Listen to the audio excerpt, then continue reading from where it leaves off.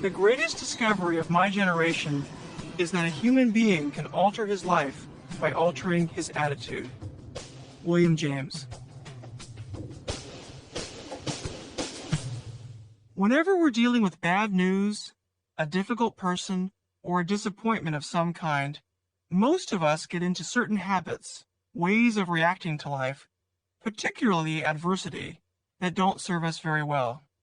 We overreact, blow things out of proportion, hold on too tightly, and focus on the negative aspects of life. When we are immobilized by little things, when we are irritated, annoyed, and easily bothered, our overreactions not only make us frustrated, but actually get in the way of getting what we want. We lose sight of the bigger picture, focus on the negative, and annoy other people who might otherwise help us. In short, we live our lives as if they were one great big emergency. We often rush around looking busy, trying to solve problems, but in reality, we are often compounding them. Because everything seems like such a big deal, we end up spending our lives dealing with one drama after another. After a while, we begin to believe that everything really is a big deal.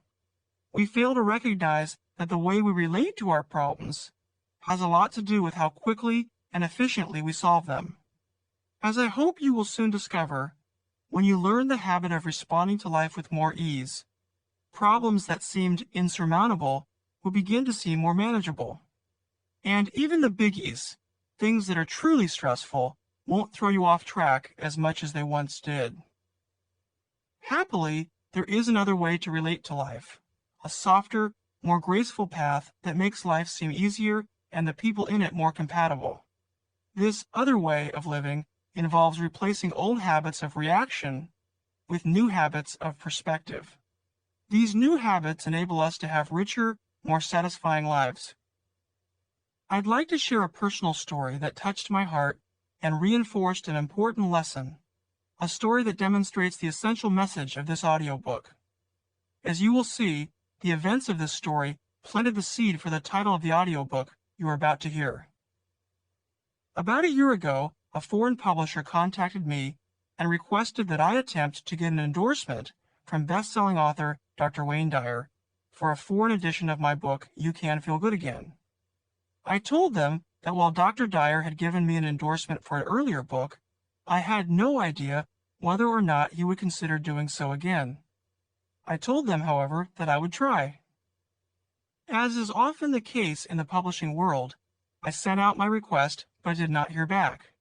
After some time had gone by, I came to the conclusion that Dr. Dyer was either too busy or unwilling to write an endorsement. I honored this decision and let the publisher know that we wouldn't be able to use his name to promote the book. I considered the case closed. About 6 months later, however, I received a copy of the foreign edition, and to my surprise, right on the cover was the old endorsement for the earlier book from Dr. Dyer. Despite my specific instructions to the contrary, the foreign publisher had used his earlier quote and transferred it to the new book. I was extremely upset and worried about the implications as well as the possible consequences. I called my literary agent, who immediately contacted the publisher and demanded that the books be taken off the shelves. In the meantime, I decided to write Dr. Dyer an apology, explaining the situation and all that was being done to rectify the problem. After a few weeks of wondering what his response might be, I received a letter in the mail that said the following: Richard, there are 2 rules for living in harmony. Number 1, don't sweat the small stuff.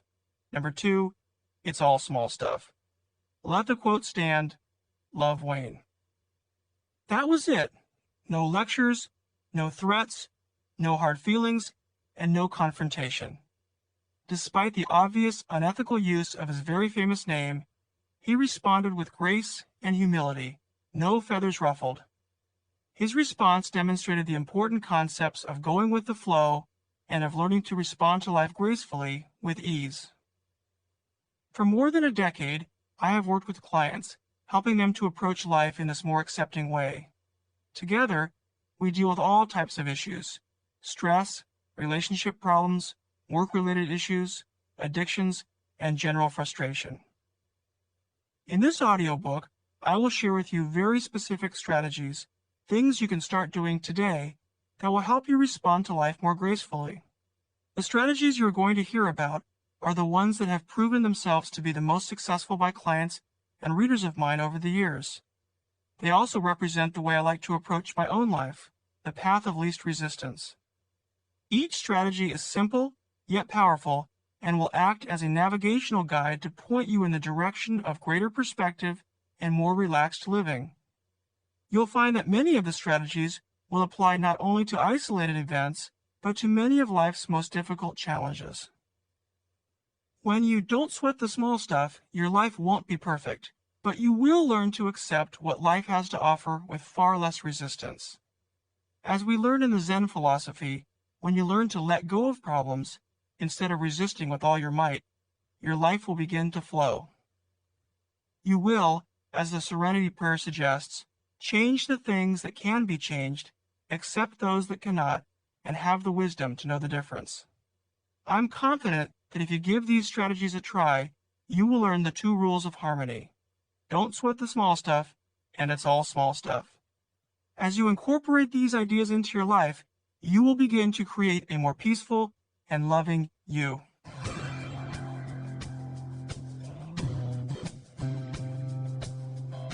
Don't sweat the small stuff. Often, we allow ourselves to get all worked up about things that, upon closer examination, aren't really that big a deal. We focus on little problems and concerns and blow them way out of proportion. A stranger, for example, might cut in front of us in traffic. Rather than let it go and go on with our day, we convince ourselves that we are justified in our anger. We play out an imaginary confrontation in our mind. Many of us might even tell someone else about the incident later on, rather than simply let it go. Why not instead simply allow the driver to have his accident somewhere else? Try to have compassion for the person and remember how painful it is to be in such an enormous hurry. This way, we can maintain our own sense of well-being and avoid taking other people's problems personally. There are many similar small stuff examples that occur every day in our lives.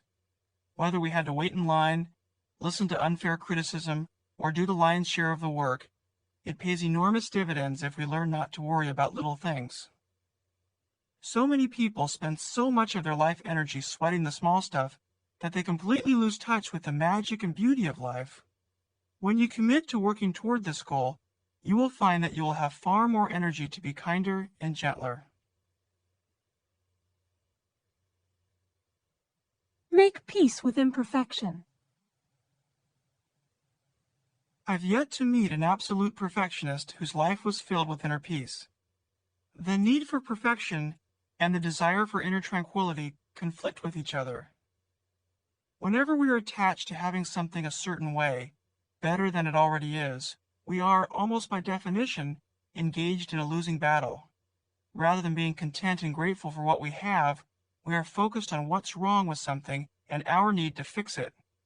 When we are zeroed in on what's wrong, it implies that we are dissatisfied, discontent. Whether it's related to ourselves, a disorganized closet, a scratch on the car, an imperfect accomplishment, a few pounds we would like to lose, or someone else's imperfections, the way someone looks, behaves, or lives their life, the very act of focusing on imperfection pulls us away from our goal of being kind and gentle. This strategy has nothing to do with ceasing to do your very best, but with being overly attached and focused on what's wrong with life. It's about realizing that while there's always a better way to do something, this doesn't mean that you can't enjoy and appreciate the way things already are. The solution here is to catch yourself when you fall into your habit of insisting that things should be other than they are. Gently remind yourself that life is okay the way it is, right now. In the absence of your judgment, everything would be fine. As you begin to eliminate your need for perfection in all areas of your life, you'll begin to discover the perfection in life itself. Let go of the idea that gentle, relaxed people can't be superachievers. One of the major reasons so many of us remain hurried, frightened, and competitive, and continue to live life as if it were one giant emergency, is our fear that if we were to become more peaceful and loving, we would suddenly stop achieving our goals. We would become lazy and apathetic. You can put this fear to rest by realizing that the opposite is actually true. Fearful, frantic thinking takes an enormous amount of energy and drains the creativity and motivation from our lives. When you are fearful or frantic, you literally immobilize yourself from your greatest potential, not to mention enjoyment. Any success that you do have is despite your fear, not because of it. I have had the good fortune to surround myself with some very relaxed, peaceful, and loving people. Some of these people are best-selling authors, loving parents, counselors, computer experts, and chief executive officers. All of them are fulfilled in what they do and are very proficient at their given skills. I have learned the important lesson. When you have what you want, inner peace, you are less distracted by your wants, needs, desires, and concerns. It's thus easier to concentrate, focus, achieve your goals, and give back to others. Be aware of the snowball effect of your thinking. A powerful technique for becoming more peaceful is to be aware of how quickly your negative and insecure thinking can spiral out of control. Have you ever noticed how uptight you feel when you're caught up in your thinking? And, to top it off, the more absorbed you get in the details of whatever is upsetting you, the worse you feel. One thought leads to another, and yet another, until at some point you become incredibly agitated. For example, you might wake up in the middle of the night and remember a phone call that needs to be made the following day. Then, rather than feeling relieved that you remembered such an important call, you start thinking about everything else you have to do tomorrow. You start rehearsing a probable conversation with your boss, getting yourself even more upset. Pretty soon you think to yourself, I can't believe how busy I am. I must make 50 phone calls a day. Whose life is this anyway? And on it goes until you're feeling sorry for yourself. For many people, there's no limit to how long this type of thought attack can go on. In fact, I've been told by clients that many of their days and nights are spent in this type of mental rehearsal. Needless to say, it's impossible to feel peaceful with your head full of concerns and annoyances. The solution is to notice what's happening in your head before your thoughts have a chance to build any momentum. The sooner you catch yourself in the act of building your mental snowball, the easier it is to stop. In our example here, you might notice your snowball thinking right when you start running through the list of what you have to do the next day. Then, instead of obsessing on your upcoming day, you say to yourself, "Whew, there I go again," and consciously nip it in the bud. You stop your train of thought before it has a chance to get going. You can then focus not on how overwhelmed you are, but on how grateful you are for remembering the phone call that needed to be made. If it's in the middle of the night, write it down on a piece of paper and go back to sleep. You might even consider keeping a pen and paper by the bed for such moments. You may indeed be a very busy person, but remember that filling your head with thoughts of how overwhelmed you are only exacerbates the problem by making you feel even more stressed than you already do. Try this simple little exercise the next time you begin to obsess on your schedule. You'll be amazed at how effective it can be. Develop your compassion. Nothing helps us build our perspective more than developing compassion for others. Compassion is a sympathetic feeling. It involves the willingness to put yourself in someone else's shoes, to take the focus off yourself and to imagine what it's like to be in someone else's predicament, and simultaneously to feel love for that person. It's the recognition that other people's problems, their pain, and frustrations are every bit as real as our own, often far worse. In recognizing this fact and trying to offer some assistance, we open our own hearts and greatly enhance our sense of gratitude. Compassion is something you can develop with practice.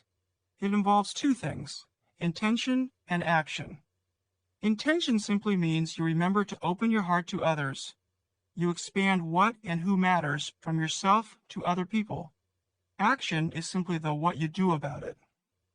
You might donate a little money or time, or both, on a regular basis to a cause near to your heart. Or perhaps you'll offer a beautiful smile and a genuine hello to the people you meet on the street. It's not so important what you do, just that you do something. As Mother Teresa reminded us, we cannot do great things on this earth. We can only do small things with great love. Compassion develops your sense of gratitude by taking your attention off all the little things that most of us have learned to take too seriously. When you take time, often, to reflect on the miracle of life, the gift of sight, of love, and all the rest, it can help to remind you that many of the things that you think of as big stuff are really just small stuff that you are turning into big stuff. Remind yourself that when you die, your in-basket won't be empty. So many of us live our lives as if the secret purpose is to somehow get everything done. We stay up late, get up early, avoid having fun, and keep our loved ones waiting. Sadly, I've seen many people who put off their loved ones so long that the loved ones lose interest in maintaining the relationship. I used to do this myself. Often, we convince ourselves that our obsession with our to-do list is only temporary, that once we get through the list, we'll be calm, relaxed, and happy. But in reality, this rarely happens. As items are checked off, new ones simply replace them. The nature of your in-basket is that it's meant to have items to be completed in it. It's not meant to be empty. There will always be phone calls that need to be made, projects to complete, and work to be done. In fact, it can be argued that a full in-basket is essential for success. It means your time is in demand.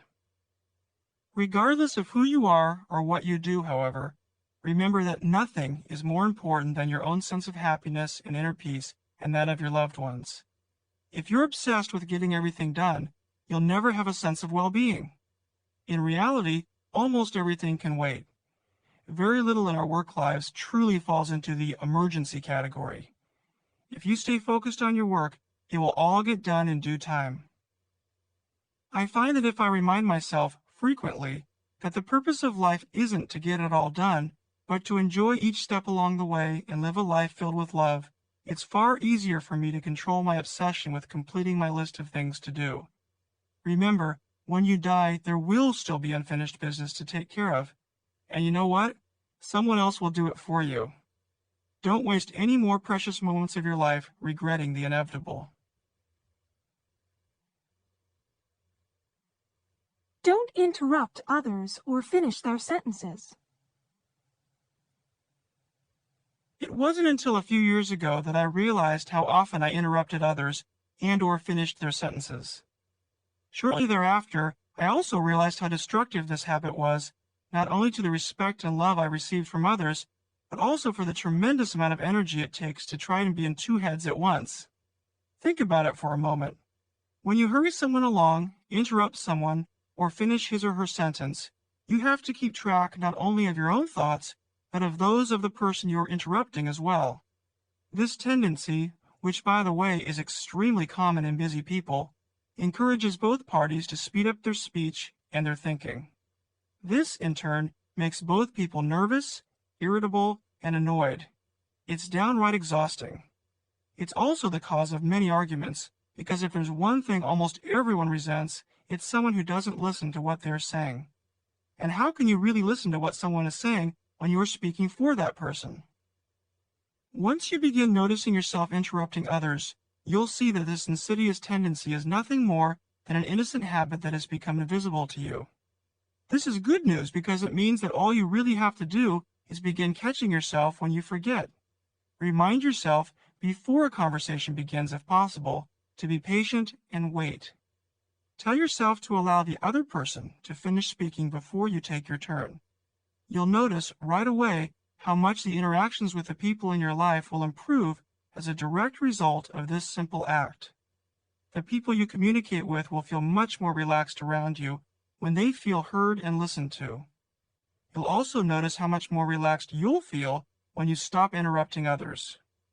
Your heart and pulse rates will slow down, and you'll begin to enjoy your conversations rather than rush through them. This is an easy way to become a more relaxed, loving person. Do something nice for someone else, and don't tell anyone about it. While many of us frequently do nice things for others, we are almost certain to mention our acts of kindness to someone else, secretly seeking their approval. When we share our own niceness or generosity with someone else, it makes us feel like we are thoughtful people. It reminds us of how nice we are and how deserving we are of kindness. While all acts of kindness are inherently wonderful, there is something even more magical about doing something thoughtful but mentioning it to no one, ever. You always feel good when you give to others. Rather than diluting the positive feelings by telling others about your own kindness, by keeping it to yourself, you get to retain all the positive feelings. It's really true that one should give for the sake of giving, not to receive something in return. This is precisely what you are doing when you don't mention your kindness to others. Your rewards are the warm feelings that come from the act of giving. The next time you do something really nice for someone else, keep it to yourself and revel in the abundant joy of giving. Let others have the glory. There is something magical that happens to the human spirit, a sense of calm that comes over you when you cease needing all the attention directed toward yourself and instead allow others to have the glory. Our need for excessive attention is that ego-centered part of us that says, "Look at me, I'm special. My story is more interesting than yours." It's that voice inside of us that may not come right out and say it, but that wants to believe that my accomplishments are slightly more important than yours. The ego is that part of us that wants to be seen, heard, respected, considered special, often at the expense of someone else. It's the part of us that interrupts someone else's story or impatiently waits his turn to speak so that he can bring the conversation and attention back to himself. To varying degrees, most of us engage in this habit, much to our own detriment. When you immediately dive in and bring the conversation back toward you, you can subtly minimize the joy that person has in sharing, and in doing so, create distance between yourself and others. Everyone loses. The next time someone tells you a story or shares an accomplishment with you, notice your tendency to say something about yourself in response. Although it's a difficult habit to break, it's not only enjoyable, but actually peaceful to have the quiet confidence to be able to surrender your need for attention and instead share in the joy of someone else's glory, rather than jumping right in and saying, "Once I did the same thing," or "Guess what I did today?" Bite your tongue and notice what happens. Just say, "That's wonderful," or "Please tell me more," and leave it at that. The person you are speaking to will have so much more fun, and because you are so much more present, because you are listening so carefully, he or she won't feel in competition with you. The result will be that the person will feel more relaxed around you, making him or her more confident as well as more interesting. You too will feel more relaxed because you won't be on the edge of your seat, waiting your turn. Obviously, there are many times when it's absolutely appropriate to exchange experience back and forth, and to share in the glory and attention rather than giving it all away. I'm referring here to the compulsive need to grab it from others. Ironically, when you surrender your need to hog the glory, the attention you used to need from other people is replaced by a quiet inner confidence that is derived from letting others have it. Learn to live in the present moment. To a large degree, the measure of our peace of mind is determined by how much we are able to live in the present moment. Irrespective of what happened yesterday or last year, and what may or may not happen tomorrow, the present moment is where you are, always. Without question, many of us have mastered the neurotic art of spending much of our lives worrying about a variety of things all at once. We allow past problems and future concerns to dominate our present moments, so much so that we end up anxious, frustrated, depressed, and hopeless. On the flip side, we also postpone our gratification, our stated priorities, and our happiness, often convincing ourselves that someday will be better than today. Unfortunately, the same mental dynamics that tell us to look toward the future will only repeat themselves so that someday never actually arrives. John Lennon once said, "Life is what's happening while we're busy making other plans." When we're busy making other plans, our children are busy growing up, the people we love are moving away and dying, our bodies are getting out of shape, and our dreams are slipping away. In short, we miss out on life. Many people live as if life were a dress rehearsal for some later date. It isn't. In fact, no one has a guarantee that he or she will be here tomorrow. Now is the only time we have, and the only time that we have any control over. When our attention is in the present moment, we push fear from our minds. Fear is the concern over events that might happen in the future. We won't have enough money, our children will get into trouble, we will get old and die, whatever. To combat fear, the best strategy is to learn to bring your attention back to the present. Mark Twain said, "I have been through some terrible things in my life, some of which actually happened." I don't think I can say it any better. Practice keeping your attention on the here and now. Your efforts will pay great dividends. Imagine that everyone is enlightened, except you. This strategy gives you a chance to practice something that is probably completely unacceptable to you. However, if you give it a try, you might find that it's one of the most helpful exercises in self-improvement. As the title suggests, the idea is to imagine that everyone you know and everyone you meet is perfectly enlightened. That is, everyone except you. The people you meet are all here to teach you something. Perhaps the obnoxious driver or disrespectful teenager is here to teach you about patience. The punk rocker might be here to teach you to be less judgmental. Your job is to try to determine what the people in your life are trying to teach you. You'll find that if you do this, you'll be far less annoyed, bothered, and frustrated by the actions and imperfections of other people. You can actually get yourself in the habit of approaching life in this manner, and if you do, you'll be glad you did. Often, once you discover what someone is trying to teach you, it's easy to let go of your frustration. For example, suppose you're in the post office and the postal clerk appears to be intentionally moving slowly. Rather than feeling frustrated, ask yourself the question, what is he trying to teach me? Maybe you need to learn about compassion, how hard it would be to have a job that you don't like. Or perhaps you could learn a little more about being patient. Standing in line is an excellent opportunity to break your habit of feeling impatient. You may be surprised at how fun and easy this is. All you're really doing is changing your perception from, why are they doing this, to, what are they trying to teach me? Take a look around today at all the enlightened people. Let others be right most of the time. One of the most important questions you can ever ask yourself is, do I want to be right or do I want to be happy? Many times the two are mutually exclusive. Being right, defending our positions, takes an enormous amount of mental energy and often alienates us from the people in our lives. Needing to be right or needing someone else to be wrong encourages others to become defensive and puts pressure on us to keep defending.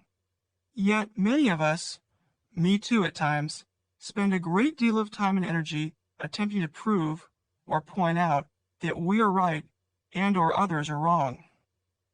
Many people, consciously or unconsciously, believe that it's somehow their job to show others how their positions, statements, and points of view are incorrect, and that in doing so, the person they are correcting is going to somehow appreciate it or at least learn something. Wrong. Think about it. Have you ever been corrected by someone and said to the person who was trying to be right, "Thank you so much for showing me that I was wrong and you're right. Now I see it. Boy, you're great."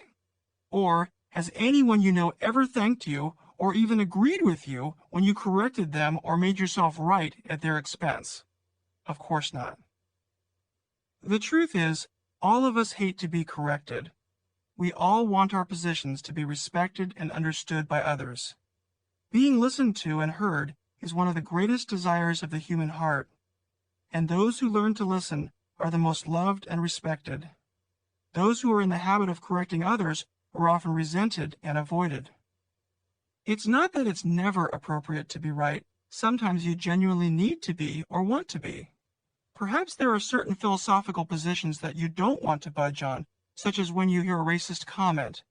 Here, it's important to speak your mind. Usually, however, it's just your ego creeping in and ruining an otherwise peaceful encounter, a habit of wanting or needing to be right.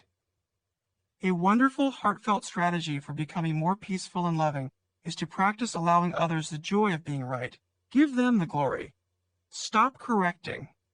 As hard as it may be to change this habit, it's worth any effort and practice it takes. When someone says, "I really feel it's important to," rather than jumping in and saying, "No, it's more important to," or any of the hundreds of other forms of conversational editing, simply let it go and allow their statement to stand. The people in your life will become less defensive and more loving. They will appreciate you more than you could have ever dreamed possible, even if they don't know exactly why. You'll discover the joy of participating in and witnessing other people's happiness, which is far more rewarding than a battle of egos. You don't have to sacrifice your deepest philosophical truths or most heartfelt opinions, but, starting today, let others be right most of the time. Become more patient. The quality of patience goes a long way toward your goal of creating a more peaceful and loving self. The more patient you are, the more accepting you will be of what is, rather than insisting that life be exactly as you would like it to be. Without patience, life is extremely frustrating. You are easily annoyed, bothered, and irritated. Patience adds a dimension of ease and acceptance to your life. It's essential for inner peace. Becoming more patient involves opening your heart to the present moment, even if you don't like it. If you are stuck in a traffic jam, late for an appointment, opening to the moment would mean catching yourself building a mental snowball before your thinking got out of hand and gently reminding yourself to relax. It might also be a good time to breathe, as well as an opportunity to remind yourself that, in the bigger scheme of things, being late is small stuff. Patience also involves seeing the innocence in others. My wife Chris and I have 2 young children. On many occasions while writing Don't Sweat the Small Stuff, our 4-year-old daughter walked into my office and interrupted my work, which can be disruptive to a writer. What I have learned to do, most of the time, is to see the innocence in her behavior rather than to focus on the potential implications of her interruption. I won't get my work done, I'll lose my train of thought, this was my only opportunity to write today, and so forth. I remind myself why she is coming in to see me, because she loves me, not because she is conspiring to ruin my work. When I remember to see the innocence, I immediately bring forth a feeling of patience, and my attention is brought back to the moment. Any irritation that may have been building is eliminated, and I'm reminded once again of how fortunate I am to have such beautiful children. I have found that, if you look deeply enough, you can almost always see the innocence in other people, as well as in potentially frustrating situations. When you do, you will become a more patient and peaceful person, and, in some strange way, you will begin to enjoy many of the moments that used to frustrate you. Create patience practice periods. Patience is a quality of heart that can be greatly enhanced with deliberate practice. An effective way that I have found to deepen my own patience is to create actual practice periods, periods of time that I set up in my mind to practice the art of patience. Life itself becomes a classroom, and the curriculum is patience. You can start with as little as 5 minutes and build up your capacity for patience over time. Start by saying to yourself, "Okay, for the next 5 minutes, I won't allow myself to be bothered by anything. I'll be patient." What you'll discover is truly amazing. Your intention to be patient, especially if you know it's only for a short while, immediately strengthens your capacity for patience. Patience is one of those special qualities where success feeds on itself. Once you reach little milestones, 5 minutes of successful patience, you'll begin to see that you do indeed have the capacity to be patient even for longer periods of time. Over time, you may even become a patient person. Since I have young children at home, I have many possibilities to practice the art of patience. For example, on a day when both girls are firing questions at me as I'm trying to make important phone calls, I'll say to myself, "Now is a great time to be patient." For the next half hour, I'm going to be as patient as possible. See, I've worked hard. I'm up to 30 minutes. All kidding aside, it really works, and it has worked in our family. As I keep my cool and don't allow myself to be annoyed and upset, I can calmly, yet firmly, direct my children's behavior far more effectively than when I get crazy. The simple act of gearing my mind toward patience allows me to remain in the present moment far more than I would if I were upset, thinking about all the times that this has happened before and feeling like a martyr. What's more, my patient feelings are often contagious. They rub off on the kids, who then decide on their own that it's no fun to bother Dad. Being patient allows me to keep my perspective. I can remember, even in the midst of a difficult situation, that what's before me, my present challenge, isn't life or death, but simply a minor obstacle that must be dealt with. Without patience, the same scenario can become a major emergency, complete with yelling, frustration, hurt feelings, and high blood pressure. It's really not worth all that. Whether you're needing to deal with children, your boss, or a difficult person or situation, if you don't want to sweat the small stuff, improving your patience level is a great way to start.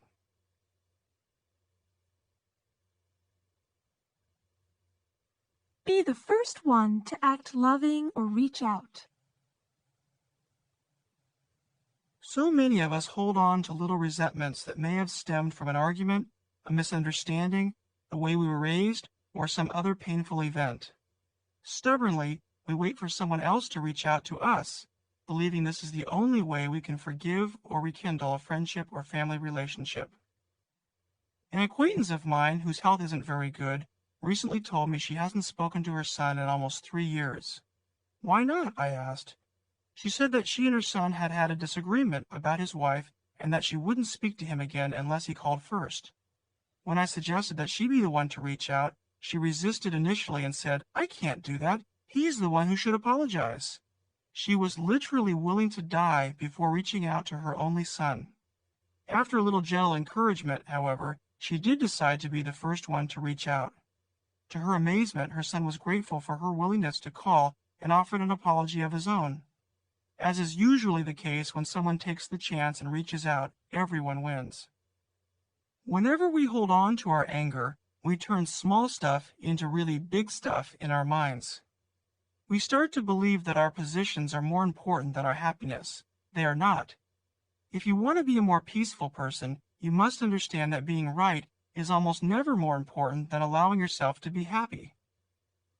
The way to be happy is to let go and reach out. Let other people be right.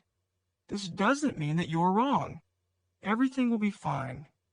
You'll experience the peace of letting go, as well as the joy of letting others be right. You'll also notice that, as you reach out and let others be right, they will become less defensive and more loving toward you. They might even reach back. But if for some reason they don't, that's okay too. You'll have the inner satisfaction of knowing that you have done your part to create a more loving world, and certainly you'll be more peaceful yourself. Ask yourself the question, will this matter a year from now?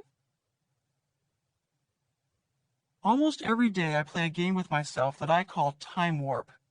I made it up in response to my consistent, erroneous belief that what I was all worked up about was really important. To play Time Warp, all you have to do is imagine that whatever circumstance you are dealing with isn't happening right now, but a year from now. Then simply ask yourself, is this situation really as important as I'm making it out to be? Once in a great while it may be, but a vast majority of the time it simply isn't. Whether it be an argument with your spouse, child, or boss, a mistake, a lost opportunity, a lost wallet, a work-related rejection, or a sprained ankle, chances are a year from now you aren't going to care. It will be one more irrelevant detail in your life. While this simple game won't solve all your problems, it can give you an enormous amount of needed perspective. I find myself laughing at things that I used to take far too seriously. Now, rather than using up my energy feeling angry and overwhelmed, I can use it instead on spending time with my wife and children or engaging in creative thinking. Surrender to the fact that life isn't fair. A friend of mine, in response to a conversation we were having about the injustices of life, asked me the question, who said life was going to be fair, or that it was even meant to be fair? Her question was a good one. It reminded me of something I was taught as a youngster. Life isn't fair. It's a bummer, but it's absolutely true.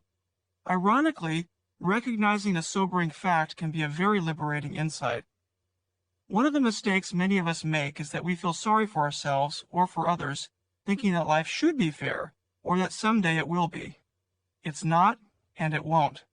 When we make this mistake, we tend to spend a lot of time wallowing and/or complaining about what's wrong with life. We commiserate with others, discussing the injustices of life. It's not fair, we complain, not realizing that perhaps it was never intended to be. One of the nice things about surrendering to the fact that life isn't fair is that it keeps us from feeling sorry for ourselves by encouraging us to do the very best that we can with what we have. We know it's not life's job to make everything perfect. It's our own challenge. Surrendering to this fact also keeps us from feeling sorry for others because we are reminded that everyone is dealt a different hand and everyone has unique strengths and challenges. This insight has helped me to deal with the problems of raising 2 children, the difficult decisions I've had to make about who to help and who I can't help, as well as with my own personal struggles during those times that I have felt victimized or unfairly treated. It almost always wakes me up to reality and puts me back on track. The fact that life isn't fair doesn't mean we shouldn't do everything in our power to improve our own lives or the world as a whole. To the contrary, it suggests that we should. When we don't recognize or admit that life isn't fair, we tend to feel pity for others and for ourselves. Pity, of course, is a self-defeating emotion that does nothing for anyone except to make everyone feel worse than they already do. When we do recognize that life isn't fair, however, we feel compassion for others and for ourselves. And compassion is a heartfelt emotion that delivers loving kindness to everyone it touches. The next time you find yourself thinking about the injustices of the world, try reminding yourself of this very basic fact. You may be surprised that it can nudge you out of self-pity and into helpful action. Allow yourself to be bored. For many of us, our lives are so filled with stimuli, not to mention responsibilities, that it's almost impossible for us to sit still and do nothing, much less relax, even for a few minutes. A friend of mine said to me, "People are no longer human beings, we should be called human doings." I was first exposed to the idea that occasional boredom can actually be good for me while studying with a therapist in LaConner, Washington, a tiny little town with very little to do. After finishing our first date together, I asked my instructor, "What is there to do around here at night?" He responded by saying, "What I'd like you to do is allow yourself to be bored. Do nothing. This is part of your training." At first I thought he was kidding. "Why on earth would I choose to be bored?" I asked. He went on to explain that if you allow yourself to be bored, even for an hour or less, and don't fight it, the feelings of boredom will be replaced with feelings of peace. And after a little practice, you'll learn to relax.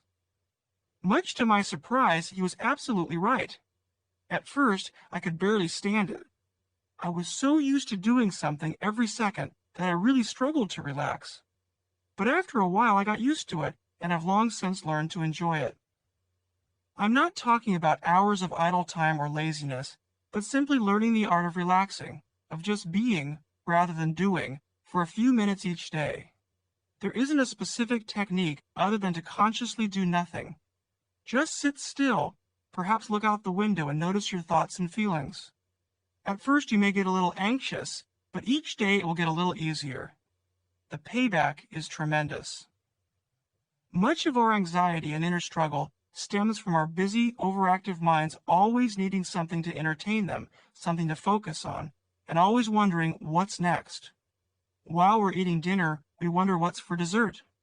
While eating dessert, we ponder what we should do afterward. After that evening, it's, what should we do this weekend? After we've been out, we walk into the house and immediately turn on the television, pick up the phone, open a book, or start cleaning. It's almost as though we're frightened at the thought of not having something to do even for a minute. The beauty of doing nothing is that it teaches you to clear your mind and relax. It allows your mind the freedom to not know for a brief period of time. Just like your body, your mind needs an occasional break from its hectic routine. When you allow your mind to take a break, it comes back stronger, sharper, more focused, and creative. When you allow yourself to be bored, it takes an enormous amount of pressure off you to be performing and doing something every second of every day. Now, when either of my two children says to me, "Daddy, I'm bored," I respond by saying, "Great, be bored for a while, it's good for you." Once I say this, they always give up on the idea of me solving their problem. You probably never thought someone would actually suggest that you allow yourself to be bored. I guess there's a first for everything. Lower your tolerance to stress. It seems that we have it backward in our society. We tend to look up to people who are under a great deal of stress, who can handle loads of stress, and those who are under a great deal of pressure. When someone says, "I've been working really hard," or "I'm really stressed out," we are taught to admire, even emulate their behavior. In my work as a stress consultant, I hear the proud words, "I have a very high tolerance to stress," almost every day. It probably won't come as a surprise that when these stressed out people first arrive at my office, more often than not, what they are hoping for are strategies to raise their tolerance to stress even higher so they can handle even more. Fortunately, there's an inviolable law in our emotional environment that goes something like this. Our current level of stress will be exactly that of our tolerance to stress. You'll notice that the people who say, "I can handle lots of stress," will always be under a great deal of it. So, if you teach people to raise their tolerance to stress, that's exactly what will happen. They will accept even more confusion and responsibility until again their external level of stress matches that of their tolerance.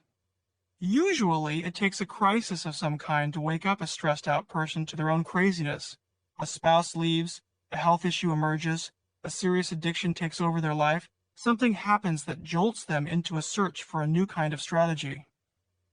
It may seem strange, but if you were to enroll in the average stress management workshop, what you would probably learn is to raise your tolerance to stress. It seems that even stress consultants are stressed out. What you want to start doing is noticing your stress early before it gets out of hand. When you feel your mind moving too quickly, it's time to back off and regain your bearings. When your schedule is getting out of hand, it's a signal that it's time to slow down and reevaluate what's important rather than power through everything on the list. When you're feeling out of control and resentful of all you have to do, rather than roll up your sleeves and get to it, a better strategy is to relax. Take a few deep breaths and go for a short walk. You'll find that when you catch yourself getting too stressed out early, before it gets out of control, your stress will be like the proverbial snowball rolling down the hill. When it's small, it's manageable and easy to control. Once it gathers momentum, however, it's difficult, if not impossible, to stop. There's no need to worry that you won't get it all done. When your mind is clear and peaceful and your stress level is reduced, you'll be more effective and you'll have more fun. As you lower your tolerance to stress, you will find that you have far less stress to handle, as well as creative ideas for handling the stress that is left over.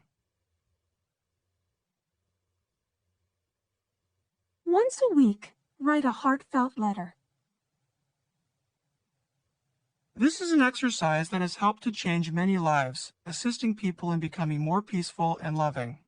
Taking a few minutes each week to write a heartfelt letter does many things for you. Picking up a pen or typing on a keyboard slows you down long enough to remember the beautiful people in your life. The act of sitting down to write helps to fill your life with gratitude. Once you decide to try this, you'll probably be amazed at how many people appear on your list. I had one client who said, "I probably don't have enough weeks left in my life to write everyone on my list." This may or may not be true for you, but chances are there are a number of people in your life or from your past who are quite deserving of a friendly, heartfelt letter. Even if you don't have people in your life to whom you feel you can write, go ahead and write the letter to someone you don't know instead. perhaps to an author who may not even be living, whose works you admire, or to a great inventor or thinker from the past or present. Part of the value of the letter is to gear your thinking toward gratitude. Writing a letter, even if it isn't sent, would do just that. The purpose of your letter is very simple: to express love and gratitude.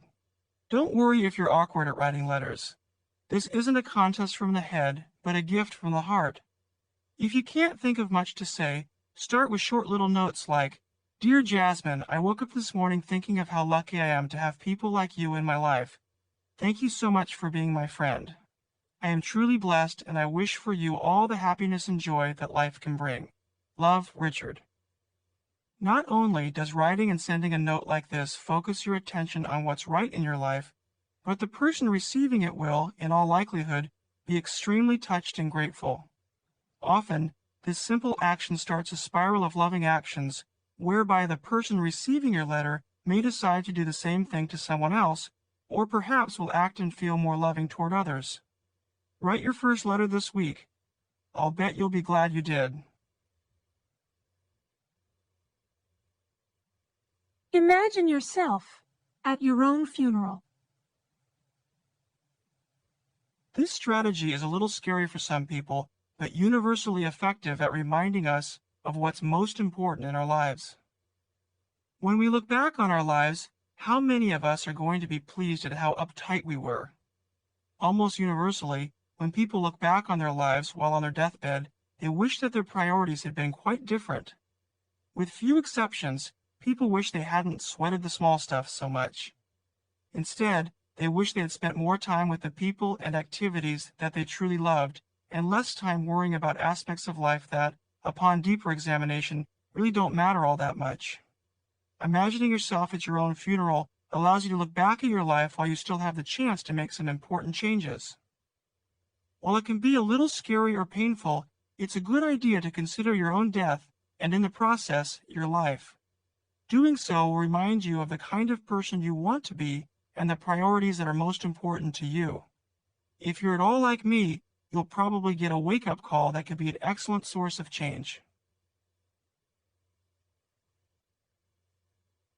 Repeat to yourself, life isn't an emergency. In some ways, this strategy epitomizes the essential message of this audiobook. Although most people believe otherwise, the truth is, life isn't an emergency. I've had hundreds of clients over the years who have all but neglected their families as well as their own dreams because of their propensity to believe that life is an emergency. They justify their neurotic behavior by believing that if they don't work 80 hours a week, they won't get everything done. Sometimes I remind them that when they die, their in-basket won't be empty. A client who is a homemaker and mother of 3 children recently said to me, "I just can't get the house cleaned up the way I like it before everyone leaves in the morning." She was so upset over her inability to be perfect that her doctor had prescribed her anti-anxiety medicine. She was acting and feeling like there was a gun pointed at her head and the sniper was demanding that every dish be put away and every towel folded, or else. Again, the silent assumption was, this is an emergency. The truth was, no one other than she had created the pressure she was experiencing. I've never met anyone, myself included, who hasn't turned little things into great big emergencies. We take our own goals so seriously that we forget to have fun along the way, and we forget to cut ourselves some slack. We take simple preferences and turn them into conditions for our own happiness. Or we beat ourselves up if we can't meet our self-created deadlines. The first step in becoming a more peaceful person is to have the humility to admit that, in most cases, you're creating your own emergencies. Life will usually go on if things don't go according to plan. It's helpful to keep reminding yourself and repeating the sentence, life isn't an emergency. Experiment with your back burner. Your back burner is an excellent tool for remembering a fact or bringing forth an insight. It's an almost effortless yet effective way of using your mind when you might otherwise start feeling stressed out. Using your back burner means allowing your mind to solve a problem while you are busy doing something else here in the present moment. The back burner of your mind works in the same way as the back burner of a stove. While on low heat, the cooking process mixes, blends, and simmers the ingredients into a tasty meal. The way you prepared this meal was to throw the various ingredients into the pot, mix them up, and leave them alone. Often, the less you interfere, the better the result. In much the same way, we can solve many of life's problems, serious and otherwise, if we feed the back burner of our mind with a list of problems, facts, and variables, and possible solutions. Just as when we make soup or a sauce, the thoughts and ideas we feed the back burner of our mind must be left alone to simmer properly. Whether you are struggling to solve a problem or can't remember a person's name, your back burner is always available to help you. It puts our quieter, softer, and sometimes most intelligent source of thinking to work for us on issues that we have no immediate answer for. The back burner is not a prescription for denial or procrastination. In other words, while you do want to put your problems on your back burner, you don't want to turn the burner off. Instead, you want to gently hold the problem in your mind without actively analyzing it. This simple technique will help you solve many problems and will greatly reduce the stress and effort in your life. Spend a moment every day thinking of someone to thank. This simple strategy, which may take only a few seconds to complete, has long been one of the most important habits I have ever engaged in. I try to remember to start my day thinking of someone to thank. To me, gratitude and inner peace go hand in hand. The more genuinely grateful I feel for the gift of my life, the more peaceful I feel. Gratitude, then, is worthy of a little practice. If you're anything like me, you probably have many people in your life to feel grateful for. Friends, family members, people from your past, teachers, gurus, people from work, someone who gave you a break, as well as countless others. You may want to thank a higher power for the gift of life itself, or for the beauty of nature. As you think of people to be grateful for, remember that it can be anyone, someone who allowed you to merge into traffic, someone who held the door open for you, or a physician who saved your life. The point is to gear your attention toward gratitude, preferably first thing in the morning. I learned a long time ago that it's easy to allow my mind to slip into various forms of negativity. When I do, the first thing that leaves me is my sense of gratitude. I begin to take the people in my life for granted, and the love that I often feel is replaced with resentment and frustration. What this exercise reminds me to do is to focus on the good in my life. Invariably, as I think of one person to feel gratitude for, the image of another person pops into my head, then another, and another. Pretty soon I'm thinking of other things to be grateful for: my health, my children, my home, my career, the readers of my books, my freedom, and on it goes. It may seem like an awfully simple suggestion, but it really works. If you wake up in the morning with gratitude on your mind, it's pretty difficult, in fact almost impossible, to feel anything but peace. Smile at strangers. Look into their eyes and say hello. Have you ever noticed or thought about how little eye contact most of us have with strangers? Why? Are we afraid of them? What keeps us from opening our hearts to people we don't know?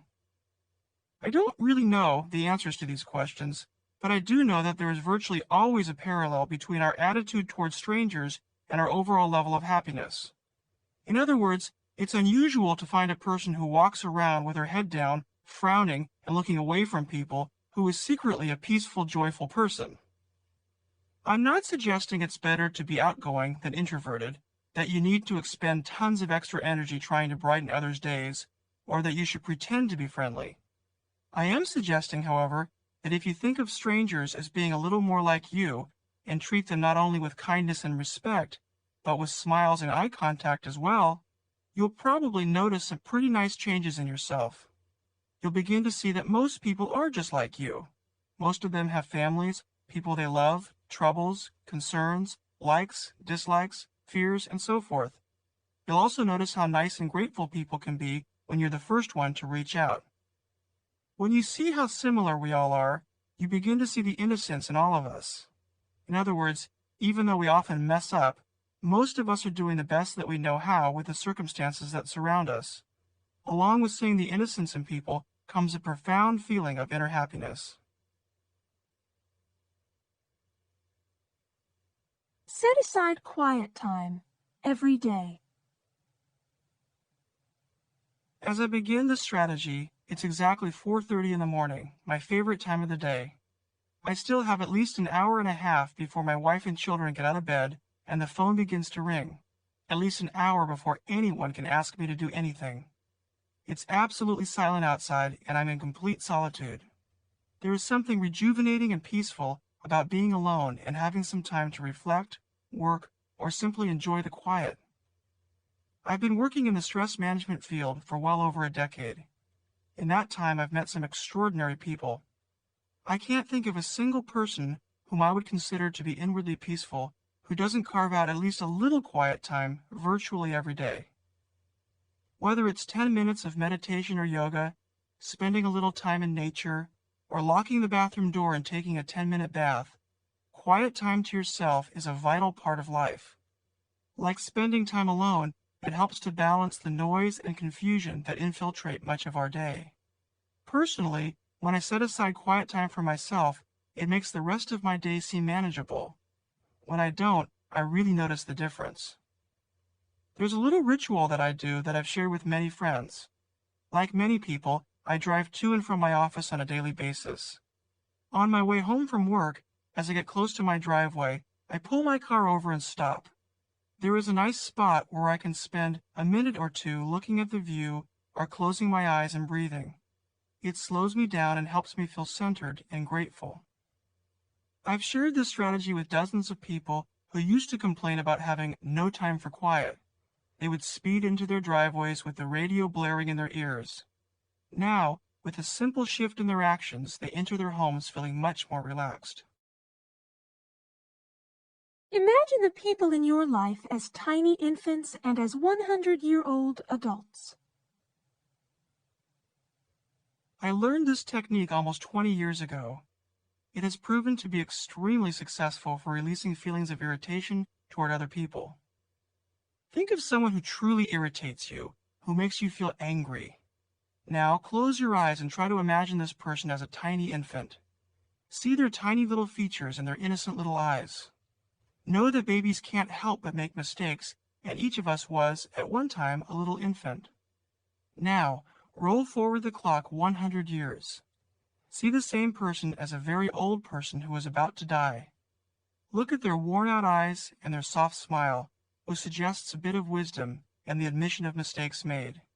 Know that each of us will be 100 years old, alive or dead, before too many decades go by.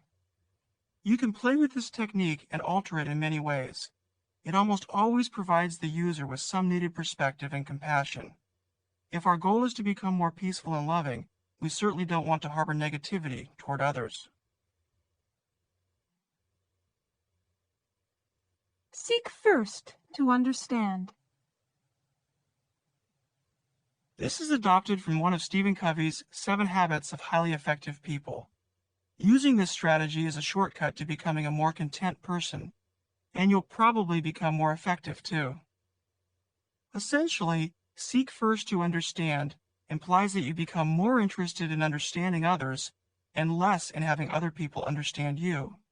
It means mastering the idea that if you want quality, fulfilling communication that is nourishing to you and others, understanding others must come first. When you understand where people are coming from, what they are trying to say, what's important to them, and so forth, being understood flows naturally. It falls into place with virtually no effort. When you reverse this process, however, which is what most of us do most of the time, you are putting the cart before the horse. When you try to be understood before you understand, the effort you exert will be felt by you and the person or people you are trying to reach. Communication will break down, and you may end up with a battle of two egos. I was working with a couple who had spent the first 10 years of their marriage frustrated, arguing about their finances. He couldn't understand why she wanted to save every penny they earned, and she couldn't understand why he was a spendthrift. Any rationale on either position had been lost in their joint frustration. While many problems are more complex than this couple's, their solutions were relatively simple. Neither person felt understood. They needed to learn to stop interrupting each other and to listen carefully. Rather than defending their own positions, each needed to seek first to understand. This is precisely what I got them to do. He learned that she was saving to avoid her parents' financial disasters. Essentially, she was frightened of being broke. She learned that he felt embarrassed that he wasn't able to take care of her as well as his father did his mother. Essentially, he wanted her to be proud of him. As each learned to understand the other, their frustration with each other was replaced by compassion. Today, they have a nice balance between spending and saving. Seeking first to understand isn't about who's right or wrong. It is a philosophy of effective communication. When you practice this method, you notice that the people you communicate with will feel listened to, heard, and understood. This will translate into better, more loving relationships. Become a better listener. I grew up believing I was a good listener. And although I have become a better listener than I was 10 years ago, I have to admit I'm still only an adequate listener.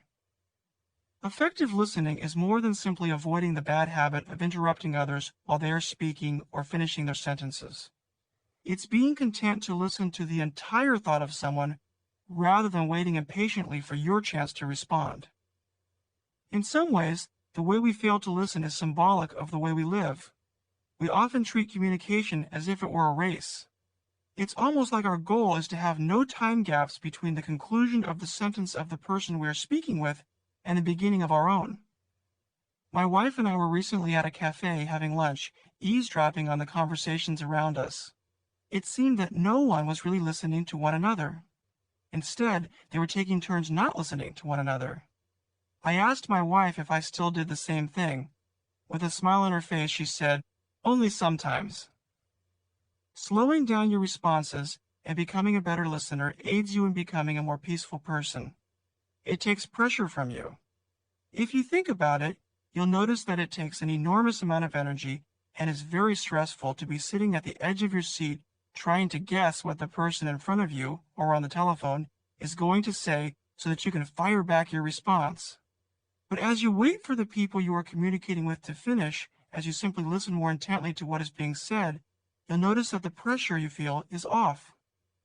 You'll immediately feel more relaxed, and so will the people you are talking to. They will feel safe in slowing down their own responses because they won't feel in competition with you for airtime. Not only will becoming a better listener make you a more patient person, it will also enhance the quality of your relationships. Everyone loves to talk to someone who truly listens to what they are saying. Choose your battles wisely. Choose your battles wisely is a popular phrase in parenting, but is equally important in living a contented life. It suggests that life is filled with opportunities to choose between making a big deal out of something or simply letting it go, realizing it doesn't really matter. If you choose your battles wisely, you'll be far more effective in winning those that are truly important. Certainly, there will be times when you will want or need to argue, confront, or even fight for something you believe in. Many people, however, argue, confront, and fight over practically anything, turning their lives into a series of battles over relatively small stuff. There is so much frustration in living this type of life that you lose track of what is truly relevant. The tiniest disagreement or glitch in your plans can be made into a big deal if your goal, conscious or unconscious, is to have everything work out in your favor. In my book, this is nothing more than a prescription for unhappiness and frustration. The truth is, life is rarely exactly the way we want it to be, and other people often don't act as we would like them to. Moment to moment, there are aspects of life that we like and others that we don't. There are always going to be people who disagree with you, people who do things differently, and things that don't work out. If you fight against this principle of life, you'll spend most of your life fighting battles. A more peaceful way to live is to decide consciously which battles are worth fighting and which are better left alone. If your primary goal isn't to have everything work out perfectly, but instead to live a relatively stress-free life, you'll find that most battles pull you away from your most tranquil feelings. Is it really important that you prove to your spouse that you are right and she is wrong, or that you confront someone simply because it appears as though he or she has made a minor mistake? Does your preference of which restaurant or movie to go to matter enough to argue over it? Does a small scratch in your car really warrant a suit in small claims court? Does the fact that your neighbor won't park his car on a different part of the street have to be discussed at your family dinner table? These and thousands of other small things are what many people spend their lives fighting about. Take a look at your own list. If it's like mine used to be, you might want to reevaluate your priorities. If you don't want to sweat the small stuff, it's critical that you choose your battles wisely. If you do, there will come a day when you'll rarely feel the need to do battle at all. Become aware of your moods and don't allow yourself to be fooled by the low ones. Your own moods can be extremely deceptive. They can, and probably do, trick you into believing your life is far worse than it really is. When you're in a good mood, life looks great. You have perspective, common sense, and wisdom. In good moods, things don't feel so hard. Problems seem less formidable and easier to solve.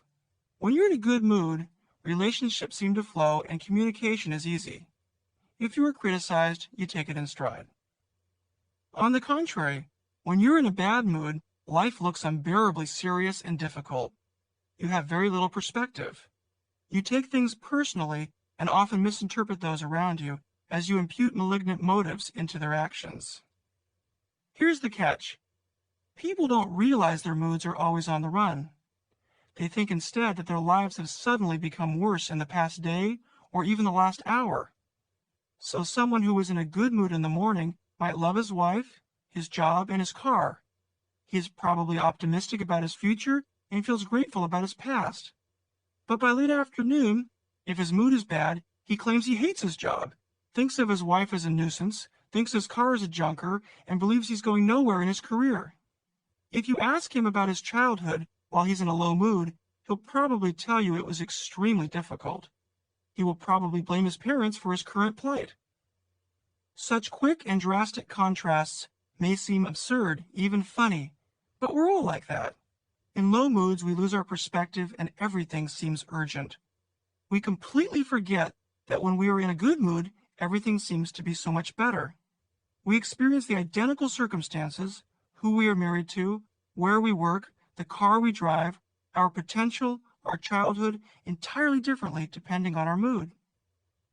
When we are low, rather than blaming our mood as would be appropriate, we instead tend to feel that our whole life is wrong. It's almost as if we actually believe that our lives have fallen apart in the past hour or two. The truth is, life is almost never as bad as it seems when you're in a low mood. Rather than staying stuck in a bad temper, convinced that you are seeing life realistically, you can learn to question your judgment. Remind yourself, of course I'm feeling defensive, or angry, frustrated, stressed, depressed. I'm in a bad mood. I always feel negative when I'm low. When you're in an ill mood, learn to pass it off as simply that, an unavoidable human condition that will pass with time if you leave it alone. A low mood is not the time to analyze your life. To do so is emotional suicide. If you have a legitimate problem, it will still be there when your state of mind improves. The trick is to be grateful for our good moods and graceful in our low moods, not taking them too seriously. The next time you feel low, for whatever reason, remind yourself, this too shall pass. It will. Life is a test. It is only a test. One of my favorite posters says, "Life is a test. It is only a test. Had this been a real life, you would have been instructed where to go and what to do." Whenever I think of this humorous bit of wisdom, it reminds me not to take my life so seriously. When you look at life and its many challenges as a test, or series of tests, You begin to see each issue you face as an opportunity to grow, a chance to roll with the punches. Whether you're being bombarded with problems, responsibilities, even insurmountable hurdles, when looked at as a test, you always have a chance to succeed in the sense of rising above that which is challenging you. If, on the other hand, you see each new issue you face as a serious battle that must be won in order to survive, you're probably in for a very rocky journey. The only time you're likely to be happy is when everything is working out just right, and we all know how often that happens. As an experiment, see if you can apply this idea to something you are forced to deal with. Perhaps you have a difficult teenager or a demanding boss. See if you can redefine the issue you face from being a problem to being a test. Rather than struggling with your issue, see if there is something you can learn from it. Ask yourself, why is this issue in my life? What would it mean and what would be involved to rise above it? Could I possibly look at this issue any differently? Can I see it as a test of some kind? If you give this strategy a try, you may be surprised at your changed responses. For example, I used to struggle a great deal over the issue of my perception of not having enough time. I would rush around trying to get everything done. I blamed my schedule, my family, my circumstances, and anything else I could think of for my plight. Then it dawned on me, if I wanted to be happy, my goal didn't necessarily have to be to organize my life perfectly so that I had more time, but rather to see whether I could get to the point where I felt it was okay that I couldn't get everything done that I felt I must. In other words, my real challenge was to see my struggle as a test. Seeing this issue as a test ultimately helped me to cope with one of my biggest personal frustrations. I still struggle now and then about my perceived lack of time, but less than I used to. It has become far more acceptable to me to accept things as they are. Praise and blame are all the same. One of the most unavoidable life lessons is having to deal with the disapproval of others. Praise and blame are all the same is a fancy way of reminding yourself of the old cliche that you'll never be able to please all the people all the time. Even in a landslide election victory, in which a candidate secures 55% of the vote, he or she is left with 45% of the population that wishes someone else were the winner. Pretty humbling, isn't it? Our approval rating from family, friends, and the people we work with isn't likely to be much higher. The truth is, everyone has their own set of ideas with which to evaluate life, and our ideas don't always match those of other people. For some reason, however, most of us struggle against this inevitable fact. We get angry, hurt, or otherwise frustrated when people reject our ideas, tell us no, or give us some other form of disapproval. The sooner we accept the inevitable dilemma of not being able to win the approval of everyone we meet, the easier our lives will become. When you expect to be dished out your share of disapproval, instead of struggling against this fact, you'll develop a helpful perspective to assist your life journey. Rather than feeling rejected by disapproval, you can remind yourself, here it is again, that's okay. You can learn to be pleasantly surprised, even grateful, when you receive the approval you're hoping for. I find there are many days when I experience both praise and blame. Someone will hire me to speak, and someone else won't want to. One phone call delivers good news, another announces a new issue to deal with.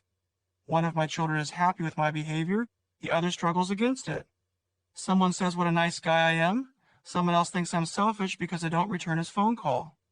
This back and forth, good and bad, approval and disapproval is part of everyone's life. I'm the first to admit that I always prefer approval over disapproval. It feels better, and it's certainly easier to deal with. The more content I've become, however, the less I depend on it for my sense of well-being. Practice random acts of kindness. There is a bumper sticker that has been out for some time now. You see it on cars all across the nation. In fact, I have one on my own car.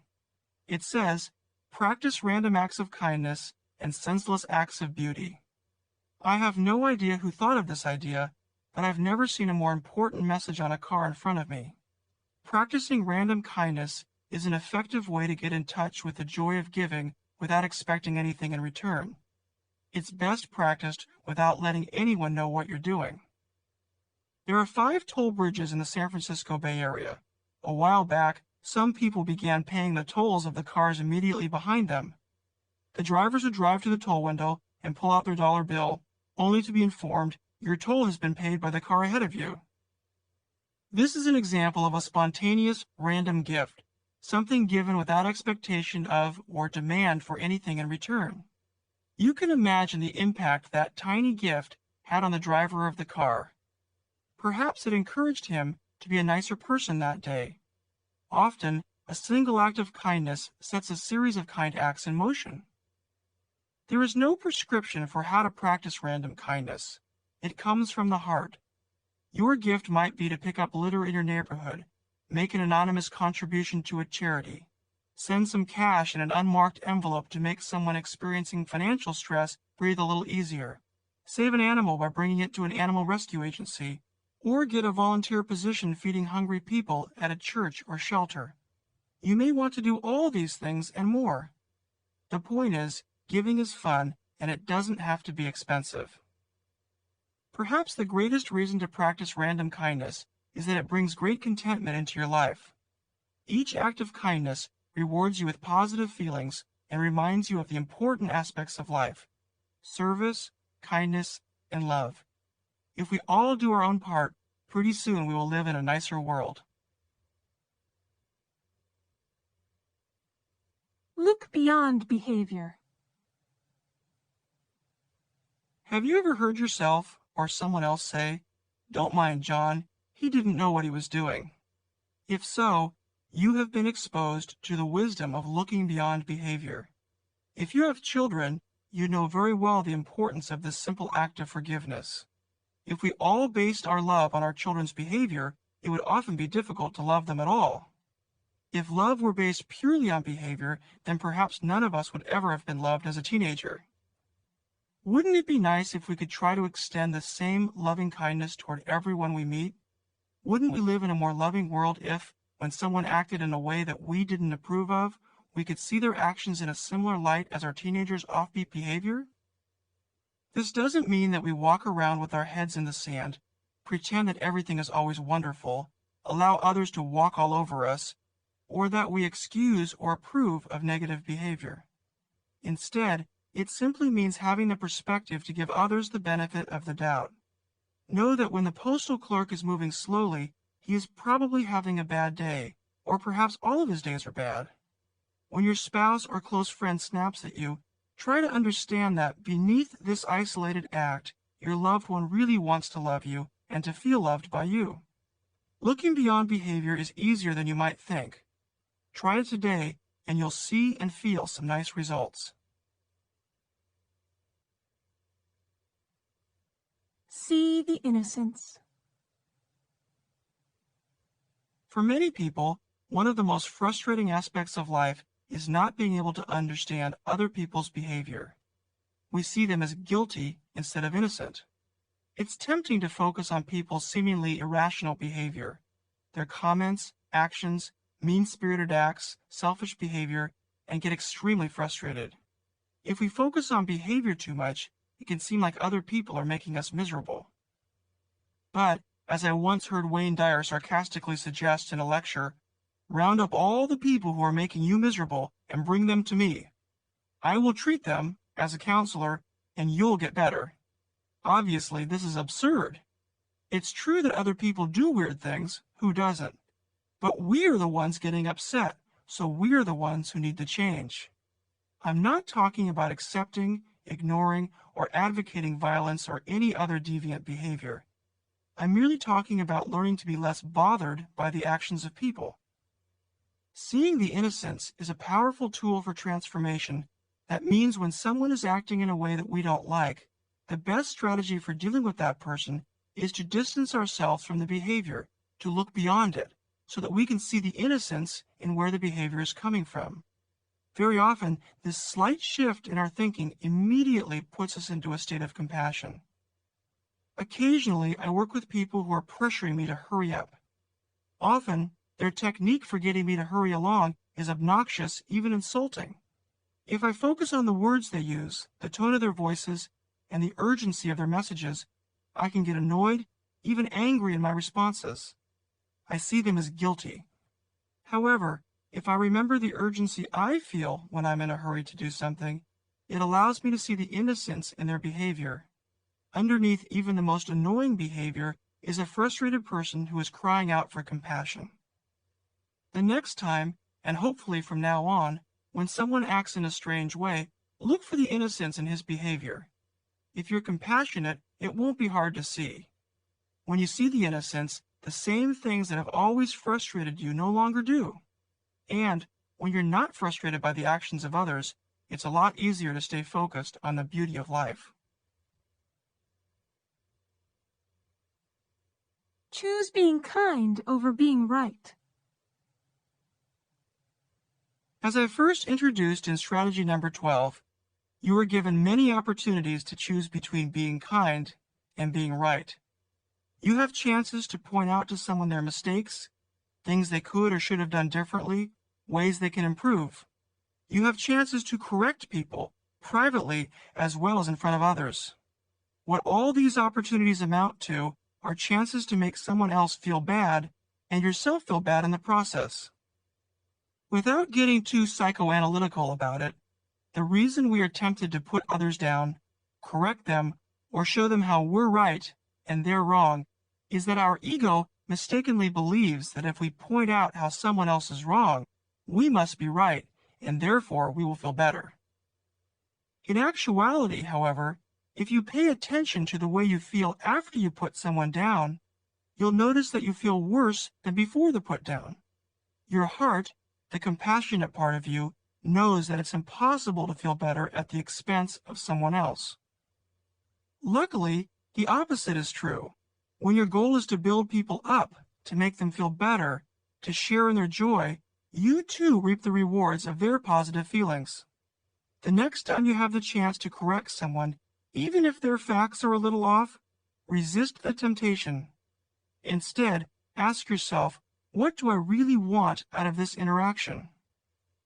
Chances are what you want is a peaceful interaction where all parties leave feeling good. Each time you resist being right and instead choose kindness, you'll notice a peaceful feeling within. Recently, my wife and I were discussing a business idea that had turned out really well. I was talking about my idea, clearly taking credit for our success.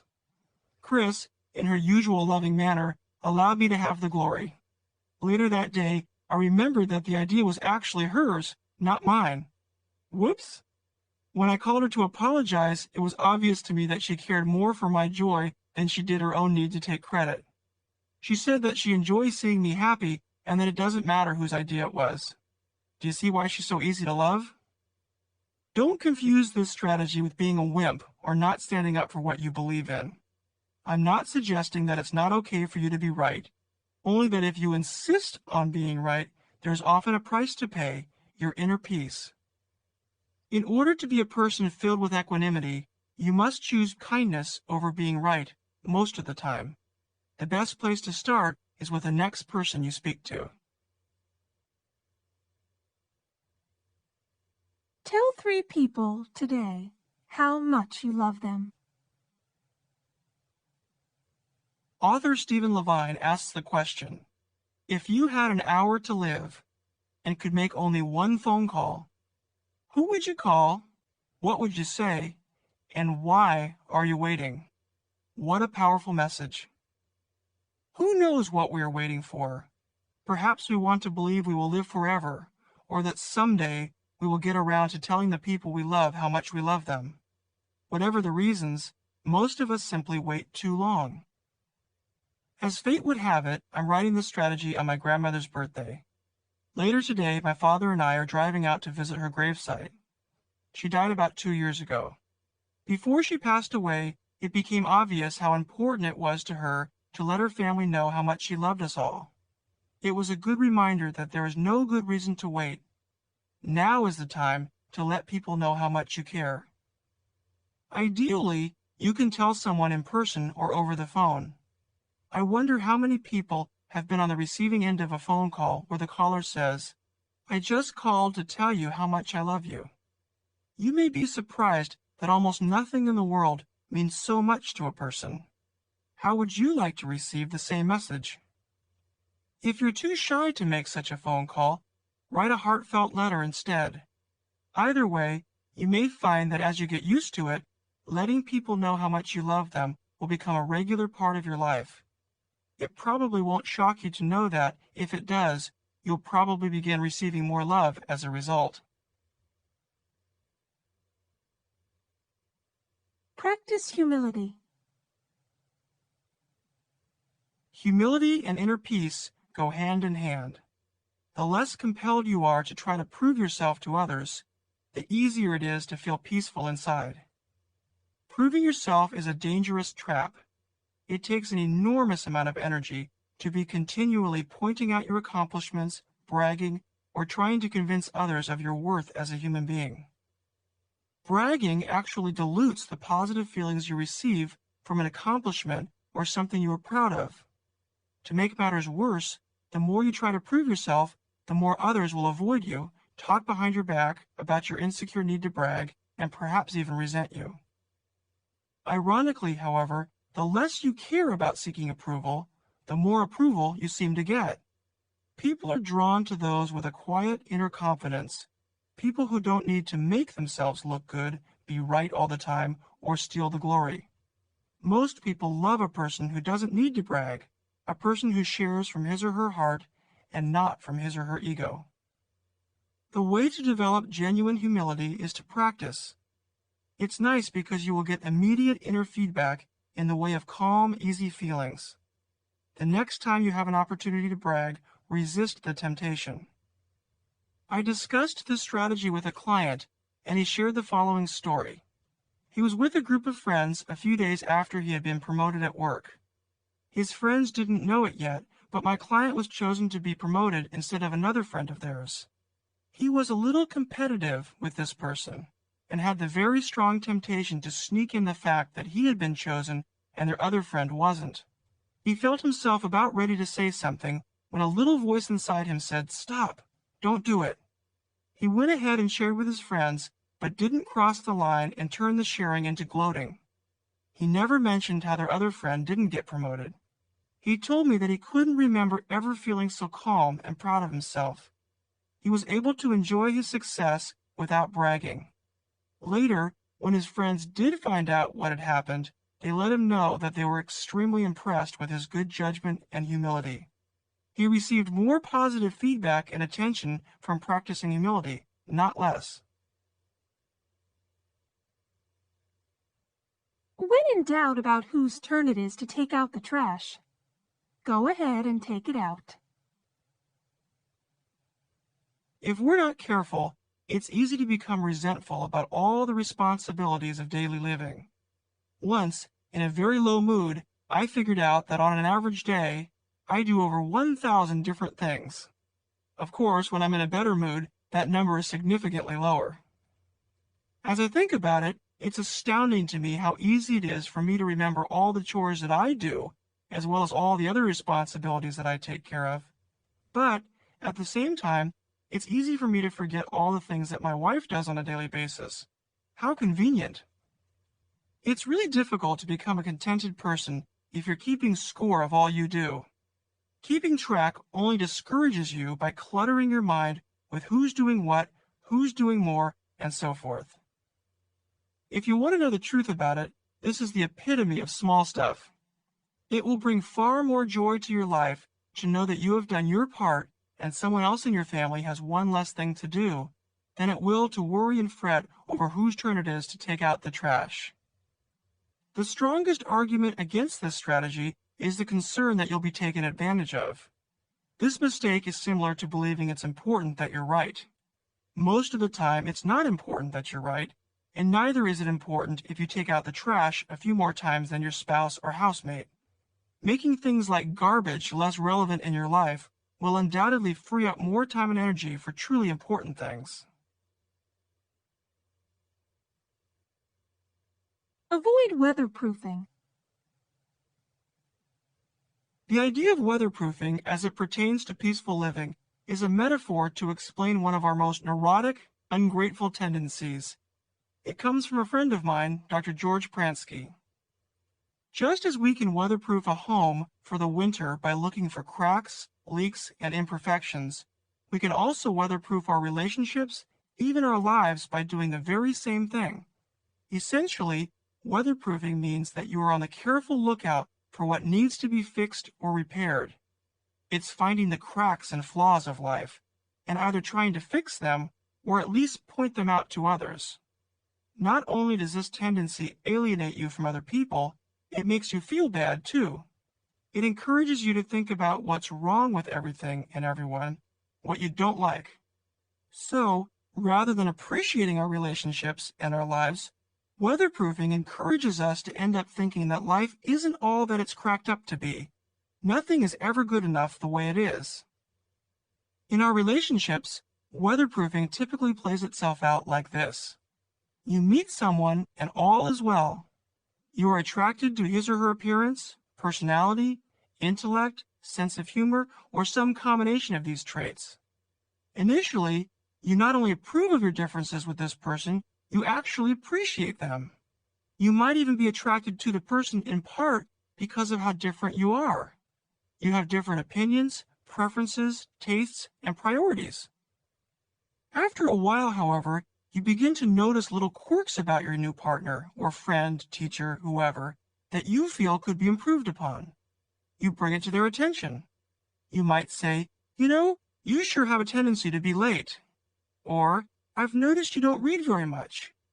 The point is, you've begun what inevitably turns into a way of life, looking for and thinking about what you don't like about someone or something that isn't quite right. Obviously, an occasional comment, constructive criticism, or helpful guidance isn't cause for alarm.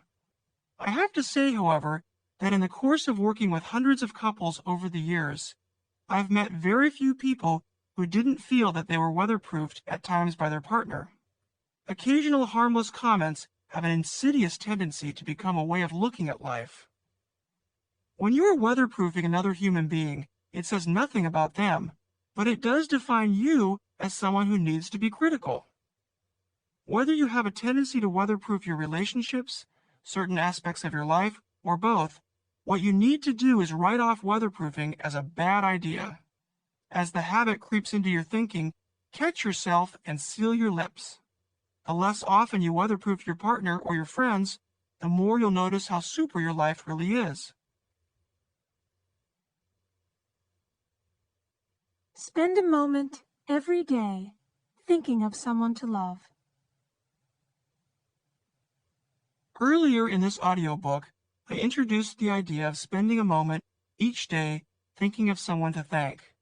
Another excellent source of gratitude and inner peace is to spend a moment every day thinking of someone to love.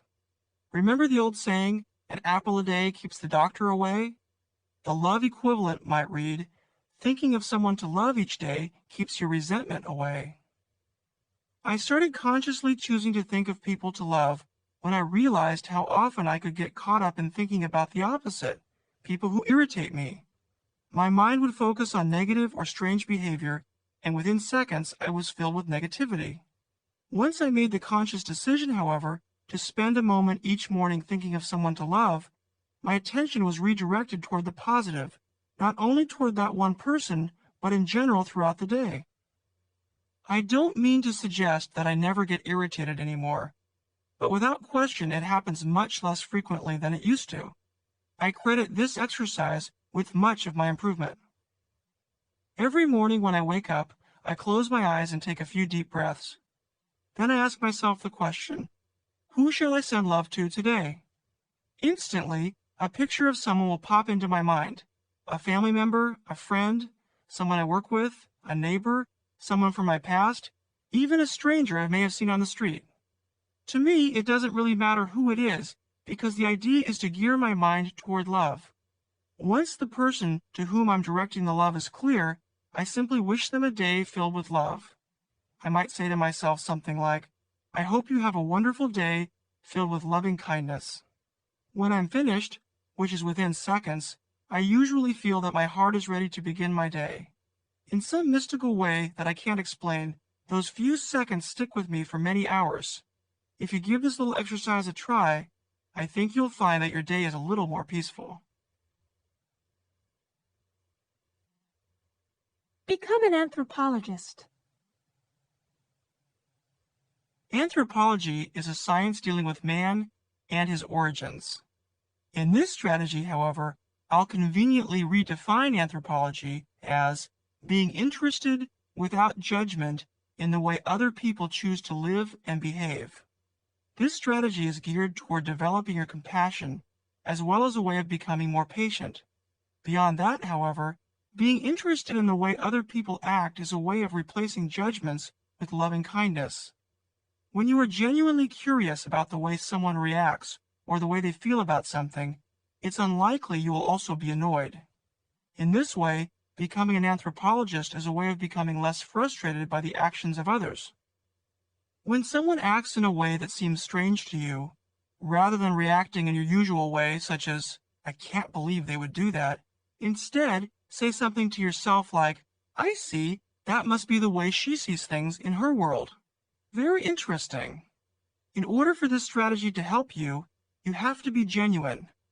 There's a fine line between being interested and being arrogant, as if secretly you believe that your way is better. Recently, I was at a shopping mall with my daughter. A group of punk rockers walked by with orange spiked hair and tattoos covering much of their bodies. My daughter immediately asked me, "Daddy, why are they dressed up like that? Are they in costumes?" Years ago, I would have felt very judgmental and frustrated about these young people, as if their way was wrong and my more conservative way was right.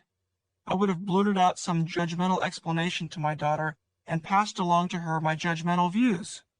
Pretending to be an anthropologist, however, has changed my perspective a great deal. It's made me softer. I said to my daughter, "I'm not really sure, but it's interesting how different we all are, isn't it?" She said, "Yeah, but I like my own hair." Rather than focusing on the behavior and continuing to give it energy, we both dropped it and continued to enjoy our time together. When you are interested in other perspectives, it doesn't imply, even slightly, that you're advocating them. I certainly wouldn't choose a punk rock lifestyle or suggest it to anyone else. At the same time, however, it's really not my place to judge it either. One of the cardinal rules of joyful living is that judging others takes a great deal of energy and, without exception, pulls you away from where you want to be. Understand separate realities. While we're on the subject of being interested in the way other people do things, let's take a moment to discuss separate realities. If you have traveled to foreign countries or seen depictions of them in movies, you are aware of vast differences among cultures. The principle of separate realities says that the differences among individuals is every bit as vast. Just as we wouldn't expect people of different cultures to see or do things as we would, in fact, we'd be disappointed if they did, this principle tells us that the individual differences in our ways of seeing the world prohibit this as well. It's not a matter of merely tolerating differences, but of truly understanding and honoring the fact that it literally can't be any other way. I have seen an understanding of this principle change lives. It can virtually eliminate quarrels. When we expect to see things differently, when we take it as a given that others will do things differently and react differently to the same stimuli, the compassion we have for ourselves and for others rises dramatically.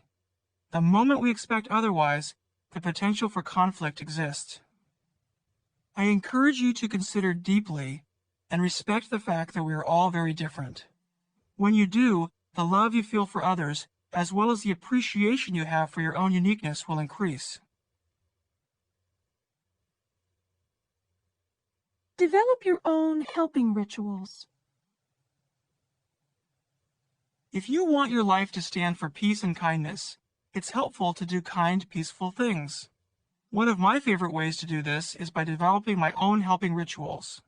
These little acts of kindness are opportunities to be of service and reminders of how good it feels to be kind and helpful. We live in a rural area of the San Francisco Bay Area. Most of what we see is beauty and nature. One of the exceptions to the beauty is the litter that some people throw out of their windows as they are driving on the rural roads.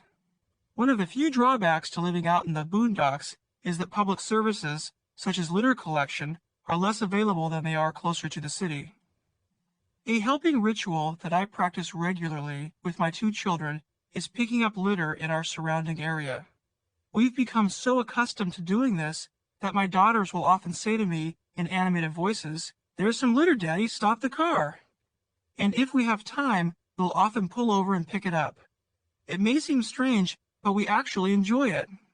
We pick up litter in parks, on sidewalks, practically anywhere. Once I even saw a complete stranger picking up litter close to where we live. He smiled at me and said, "I saw you doing it, and it seemed like a good idea." Picking up litter is only one of an endless supply of possible helping rituals. You might like holding a door open for people, visiting lonely elderly people in nursing homes, or shoveling snow off someone else's driveway. Think of something that seems effortless yet helpful. It's fun, personally rewarding, and sets a good example. Everyone wins. Every day, tell at least one person something you like, admire, or appreciate about them. How often do you remember or take the time to tell people how much you like, admire, or appreciate them? For many people, it's not often enough. In fact, when I ask people how often they receive heartfelt compliments from others, I hear answers like, "I can't remember the last time I received a compliment. Hardly ever. And sadly, I never receive them." There are several reasons why we don't vocally let others know about our positive feelings toward them. I've heard excuses like, "They don't need to hear me say that. They already know." And, "I do admire her, but I'm too embarrassed to say anything." But when you ask the would-be recipient if he or she enjoys being given genuine compliments and positive feedback, the answer 9 times out of 10 is, "I love it." Whether your reason for not giving compliments on a regular basis is not knowing what to say, embarrassment, feeling that other people already know their strengths and don't need to be told, or simply not being in the habit of doing it, it's time for a change. Telling someone something that you like, admire, or appreciate about them is a random act of kindness. It takes almost no effort once you get used to it, yet it pays enormous dividends. Many people spend their entire lifetimes wishing that other people would acknowledge them. They feel this especially about their parents, spouses, children, and friends. But even compliments from strangers feel good if they are genuine. Letting someone know how you feel about them also feels good to the person offering the compliment. It's a gesture of loving kindness. It means that your thoughts are geared toward what's right with someone. And when your thoughts are geared in a positive direction, your feelings are peaceful. The other day I was in the grocery store and witnessed an incredible display of patience. The checkout clerk had just been chewed out by an angry customer, clearly without good cause. Rather than being reactive, the clerk diffused the anger by remaining calm. When it was my turn to pay for my groceries, I said to her, "I'm so impressed at the way you handled that customer." She looked me right in the eye and said, "Thank you, sir. Do you know you are the first person ever to give me a compliment in this store?" It took less than 2 seconds to let her know, yet it was the highlight of her day, and of mine. Argue for your limitations, and they're yours. Many people spend a great deal of energy arguing for their own limitations. "I can't do that. I can't help it. I've always been that way. I'll never have a loving relationship," and thousands of other negative and self-defeating statements. Our minds are powerful instruments. When we decide that something is true or beyond our reach, it's very difficult to pierce through the self-created hurdle. When we argue for our position, it's nearly impossible. Suppose, for example, you tell yourself, "I can't write." You'll look for examples to prove your position. You'll remember your poor essays in high school or recall how awkward you felt the last time you sat down to write a letter. You'll fill your head with limitations that will frighten you from trying. In order to become a writer or anything else, the first step is to silence your greatest critic, you. I had a client who told me, "I'll never have a good relationship. I always screw them up." Sure enough, she was right. Whenever she met someone, she would, without even knowing it, look for reasons for her new partner to leave her. If she were late for a date, she would tell him, "I'm always late." If they had a disagreement, she would say, "I'm always getting into arguments." Sooner or later, she would convince him that she wasn't worthy of his love. Then she would say to herself, "See, it happens every time. I'll never have a good relationship." She had to learn to stop expecting things to go wrong. She needed to catch herself in the act of arguing for her own limitations. When she started to say, "I always do that," she needed instead to say, "That's ridiculous. I don't always do anything." She had to see that arguing for her limitations was just a negative habit that could easily be replaced with a more positive habit. Today, she's doing much better. When she reverts to her old habit, she usually laughs at herself. I have learned that when I argue for my own limitations, very seldom do I disappoint myself. I suspect the same is true for you. Remember that everything has God's fingerprints on it. Rabbi Harold Kushner reminds us that everything that God has created is potentially holy. Our task as humans is to find that holiness in what appear to be unholy situations. He suggests that when we can learn to do this, we will have learned to nurture our souls. It's easy to see God's beauty in a beautiful sunrise, a snow-capped mountain, the smile of a healthy child, or an ocean waves crashing on a sandy beach. But can we learn to find the holiness in seemingly ugly circumstances, difficult life lessons, a family tragedy, or a struggle for life? When our life is filled with a desire to see the holiness in everyday things, something magical begins to happen. A feeling of peace emerges. We begin to see nurturing aspects of daily living that were previously hidden to us. When we remember that everything has God's fingerprints on it, that alone makes it special. If we remembered this spiritual fact while we are dealing with a difficult person or struggling to pay our bills, it broadens our perspective. It helps us to remember that God also created the person you are dealing with, or that despite your struggle to pay your bills, you are truly blessed to have all that you do. Somewhere in the back of your mind, try to remember that everything has God's fingerprints on it. The fact that we can't see the beauty in something doesn't suggest that it's not there. Rather, it suggests that we are not looking carefully enough or with a broad enough perspective to see it. Resist the urge to criticize. When we judge or criticize another person, it says nothing about that person. It merely says something about our own need to be critical.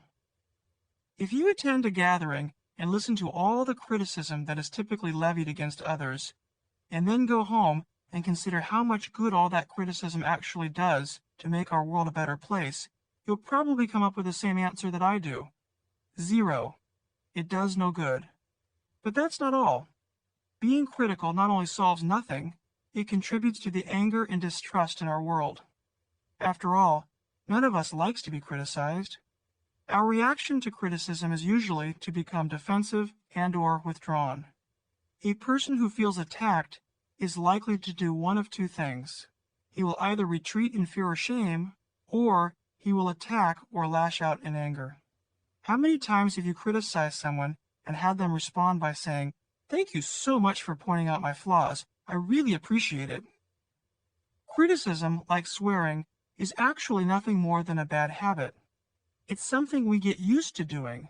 We're familiar with how it feels. It keeps us busy and gives us something to talk about.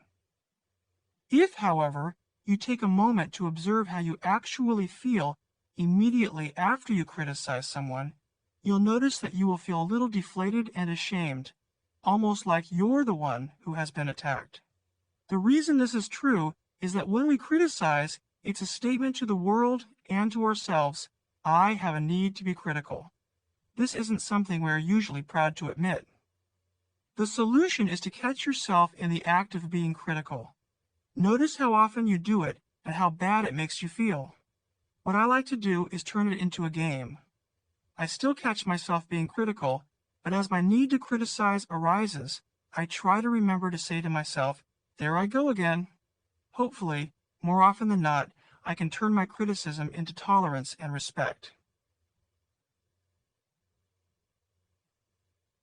Write down your 5 most stubborn positions and see if you can soften them. The first time I tried this strategy, I was so stubborn that I insisted that I wasn't stubborn. Over time, as I have worked toward becoming a gentler person, I have found it far easier to see where I'm being stubborn. Here are a few examples from my clients. People who aren't stressed are lazy. My way is the only way. Men aren't good listeners. Women spend too much money. Children are too much work. People in business don't care about anything except money. You can see that the list itself is potentially endless. The point here isn't the specifics of what you are stubborn about, but rather the fact that you hold on so tightly to any given idea you might have. It doesn't make you weak to soften your positions. In fact, it makes you stronger. I have a male client who was adamant to the point of being obnoxious about it that his wife spent too much money.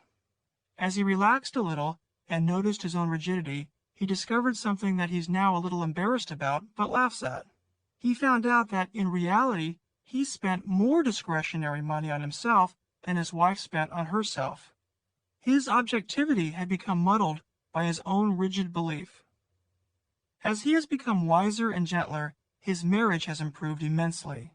Rather than resenting his wife for something she wasn't even doing, he now appreciates her restraint.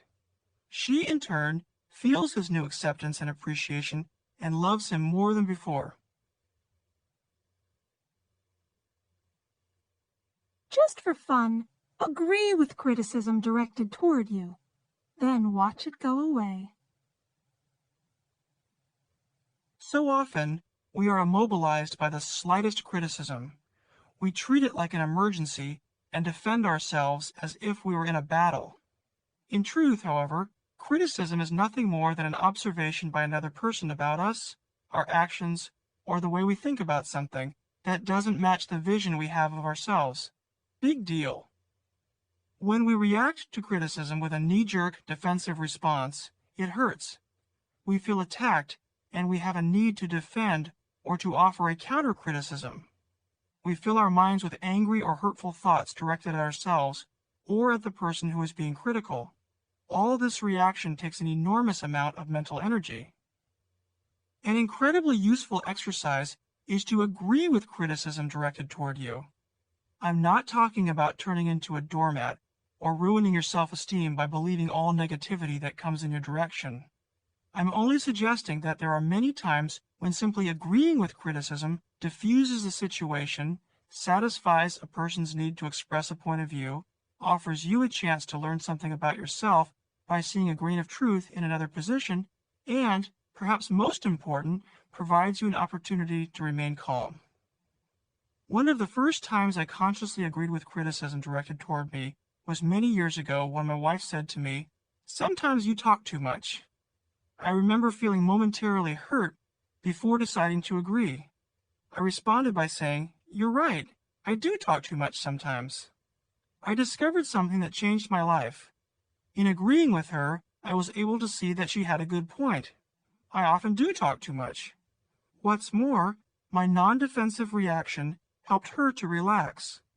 A few minutes later she said, "You know, you're sure easy to talk to." I doubt she would have said that had I become angry at her observation. I've since learned that reacting to criticism never makes the criticism go away. In fact, negative reactions to criticism often convince the person doing the criticizing that they are accurate in their assessment of you. Give this strategy a try. I think you'll discover that agreeing with an occasional criticism has more value than it costs. Search for the grain of truth in other opinions. If you enjoy learning as well as making other people happy, you'll love this idea. Almost everyone feels that their own opinions are good ones. Otherwise, they wouldn't be sharing them with you. One of the destructive things that many of us do, however, is compare someone else's opinion to our own. And, when it doesn't fall in line with our belief, we either dismiss it or find fault with it. We feel smug, the other person feels diminished, and we learn nothing. Almost every opinion has some merit, especially if we are looking for merit rather than looking for errors. The next time someone offers you an opinion, rather than judge or criticize it, see if you can find a grain of truth in what the person is saying. If you think about it, when you judge someone else or their opinion, it doesn't really say anything about the other person, but it says quite a bit about your need to be judgmental. I still catch myself criticizing other points of view, but far less than I used to. All that changed was my intention to find the grain of truth in other positions. If you practice this simple strategy, some wonderful things will begin to happen. You'll begin to understand those you interact with. Others will be drawn to your accepting and loving energy. Your learning curve will be enhanced, and perhaps most important, you'll feel much better about yourself. See, the glass is already broken, and everything else too. This is a Buddhist teaching that I learned over 20 years ago. It has provided me again and again with greatly needed perspective to guide me toward my goal of a more accepting self. The essence of this teaching is that all of life is in a constant state of change. Everything has a beginning and everything has an end. Every tree begins with a seed and will eventually transform back into earth. Every rock is formed and every rock will vanish. In our modern world, this means that every car, every machine, every piece of clothing is created and all will wear out and crumble. It's only a matter of when. Our bodies are born and they will die. A glass is created and will eventually break. There is peace to be found in this teaching. When you expect something to break, you're not surprised or disappointed when it does. Instead of becoming immobilized when something is destroyed, you feel grateful for the time you have had. The easiest place to start is with the simple things. A glass of water, for example. Pull out your favorite drinking glass. Take a moment to look at and appreciate its beauty and all it does for you. Now, imagine that same glass is already broken, shattered all over the floor. Try to maintain the perspective that, in time, everything disintegrates and returns to its initial form. Obviously, no one wants their favorite drinking glass or anything else to be broken. This philosophy is not a prescription for becoming passive or apathetic, but for making peace with the way things are. When your drinking glass does break, this philosophy allows you to maintain your perspective. Rather than thinking, "Oh my God," you'll find yourself thinking, "Ah, there it goes." Play with this awareness, and you'll find yourself not only keeping your cool, but appreciating life as never before. Understand the statement, wherever you go, there you are. This is the title of a super book by Jon Kabat-Zinn. As the title suggests, wherever you go, you take yourself with you. The significance of this statement is that it can teach you to stop constantly wishing you were somewhere else. We tend to believe that if we were somewhere else, on vacation, with another partner, in a different career, a different home, a different circumstance, somehow we would be happier and more content. We wouldn't. The truth is, if you have destructive mental habits, if you get annoyed and bothered easily, if you feel angry and frustrated a great deal of the time, or if you're constantly wishing things were different, these identical tendencies will follow you wherever you go. And the reverse is also true. If you are a generally happy person who rarely gets annoyed and bothered, then you can move from place to place, from person to person, with very little negative impact. Someone once asked me, "What are the people like in California?" I asked him, "What are the people like in your home state?" He replied, "Selfish and greedy."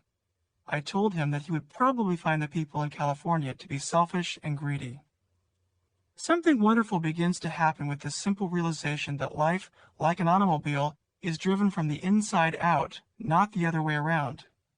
As you focus more on becoming more peaceful with where you are, rather than focusing on where you would rather be, you begin to find peace right now in the present. Then, As you move around, try new things, and meet new people, you carry that sense of inner peace with you. It's absolutely true that wherever you go, there you are. Breathe before you speak. This simple strategy has had remarkable results for virtually everyone I know who has tried it. The almost immediate results include increased patience, added perspective, and, as a side benefit, more gratitude and respect from others. The strategy itself is remarkably simple. It involves nothing more than pausing, breathing, after the person to whom you are speaking is finished. At first, the time gap between your voices may seem like an eternity, but in reality, it amounts to only a fraction of a second of actual time. You will get used to the power and beauty of breathing, and you will come to appreciate it as well. It will bring you closer to and earn you more respect from virtually everyone you come in contact with. You'll find that being listened to is one of the rarest and most treasured gifts you can offer. All it takes is intention and practice. If you observe the conversations around you, you'll notice that often what many of us do is simply wait for our chance to speak. We're not really listening to the other person, but simply waiting for an opening to express our own view. We often complete other people's sentences, or say things like, yeah, or I know, very rapidly, urging them to hurry up so that we can have our turn. It seems that talking to one another is sometimes more like sparring back and forth, like fighters or ping-pong balls, than it is enjoying or learning from the conversation.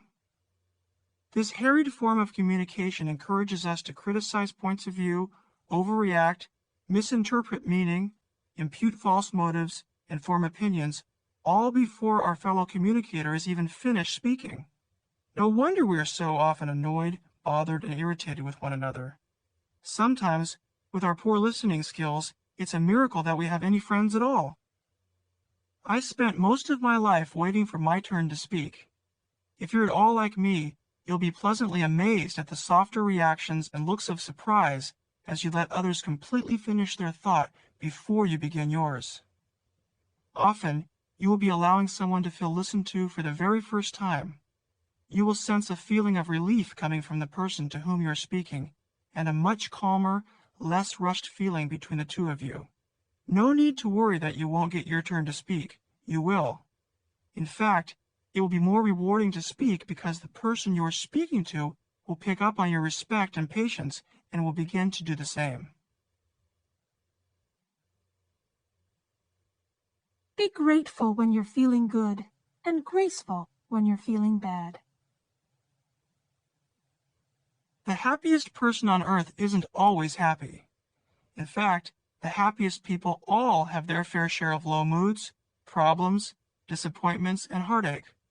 Often the difference between a person who is happy and someone who is unhappy isn't how often they get low or even how low they drop, but instead it's what they do with their low moods. How do they relate to their changing feelings? Most people have it backward. When they are feeling down, they roll up their sleeves and get to work. They take their low moods very seriously and try to figure out and analyze what's wrong. They try to force themselves out of their low state, which tends to compound the problem rather than solve it. When you observe peaceful, relaxed people, you find that when they are feeling good, they are very grateful. They understand that both positive and negative feelings come and go, and that there will come a time when they won't be feeling so good. To happy people, this is okay. It's the way of things. They accept the inevitability of passing feelings. So, when they are feeling depressed, angry, or stressed out, they relate to these feelings with the same openness and wisdom. Rather than fight their feelings and panic simply because they are feeling bad, they accept their feelings, knowing that this too shall pass. Rather than stumbling and fighting against their negative feelings, they are graceful in their acceptance of them. This allows them to come gently and gracefully out of negative feeling states into more positive states of mind. One of the happiest people I know is someone who also gets quite low from time to time. The difference, it seems, is that he has become comfortable with his low moods. It's almost as though he doesn't really care because he knows that in due time he will be happy again. To him, it's no big deal. The next time you're feeling bad, rather than fight it, try to relax. See if, instead of panicking, you can be graceful and calm. Know that if you don't fight your negative feelings, if you are graceful, they will pass away just as surely as the sun sets in the evening.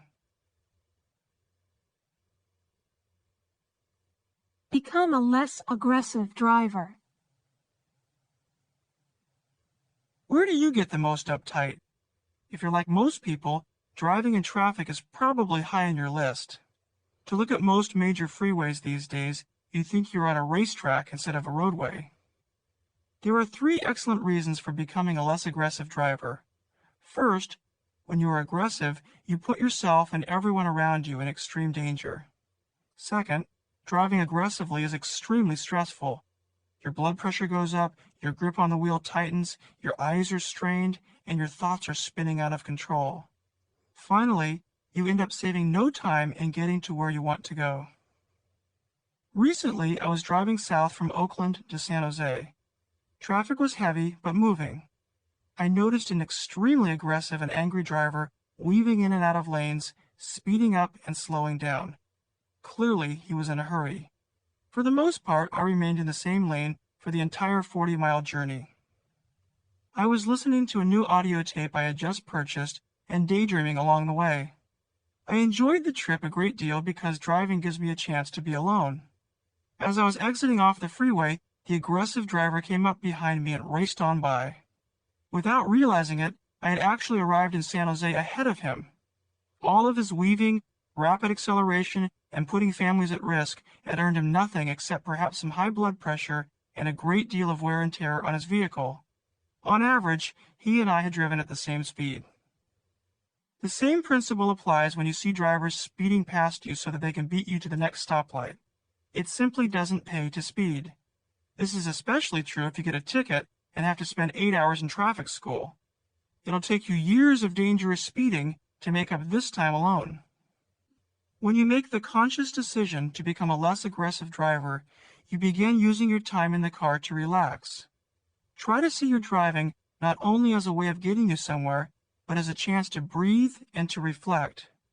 Rather than tensing your muscles, see if you can relax them instead. I even have a few audio tapes that are specifically geared toward muscular relaxation. Sometimes I pop one in and listen. By the time I reach my destination, I feel more relaxed than I did before getting into the car. During the course of your lifetime, you're probably going to spend a great deal of time driving. You can spend those moments being frustrated, or you can use them wisely. If you do the latter, you'll be a more relaxed person. Relax. What does it mean to relax? Despite hearing this term thousands of times during the course of our lives, very few people have deeply considered what it's really about. When you ask people, which I have done many times, what it means to relax, most will answer in a way that suggests that relaxing is something you plan to do later. You do it on vacation, in a hammock, when you retire, or when you get everything done. This implies, of course, that most other times, the other 95% of your life, should be spent nervous, agitated, rushed, and frenzied. Very few actually come out and say so, but this is the obvious implication. Could this explain why so many of us operate as if life were one great big emergency? Most of us postpone relaxation until our in-basket is empty. Of course, it never is. It's useful to think of relaxation as a quality of heart that you can access on a regular basis, rather than something reserved for some later time. You can relax now. It's helpful to remember that relaxed people can still be superachievers, and in fact, that relaxation and creativity go hand in hand. When I'm feeling uptight, for example, I don't even try to write. But when I feel relaxed, my writing flows quickly and easily. Being more relaxed involves training yourself to respond differently to the dramas of life, turning your melodrama into a mellow drama. It comes in part from reminding yourself over and over again with loving kindness and patience that you have a choice in how you respond to life. You can learn to relate to your thinking as well as your circumstances in new ways. With practice, making these choices will translate into a more relaxed self. Adopt a child through the mail. While I don't want to turn this audiobook into an advertisement for service agencies, I do have to say that my experience of adopting children through the mail has been extremely positive. No, you don't actually adopt a child, but you do get to help one out while at the same time getting to know them. The experience has brought tremendous joy and satisfaction to my entire family. My daughter has an adoptee and has enjoyed and learned from the experience a great deal. My daughter and her pal regularly write to each other and draw pictures that we hang up. They enjoy hearing about each other's lives. Each month, you contribute a very small amount of money to the agency in charge of helping the children. The money is used to help the children and their parents with the necessities of life, which makes sending their children to school and caring for their needs a little easier. I think that the reason we enjoy this type of giving so much is that it's interactive. So often when you give to a charity, you have no way of knowing who you're helping. In this instance, you not only get to know who, but you have the privilege of getting to know them as well. Also, the regularity of the ongoing relationship reminds you how fortunate you are to be in a position to help. For me, and for many people that I know, this type of giving brings forth feelings of gratitude. There are many fine agencies to choose from, but my personal favorite is Children Incorporated out of Richmond, Virginia. 1-800-538-5381.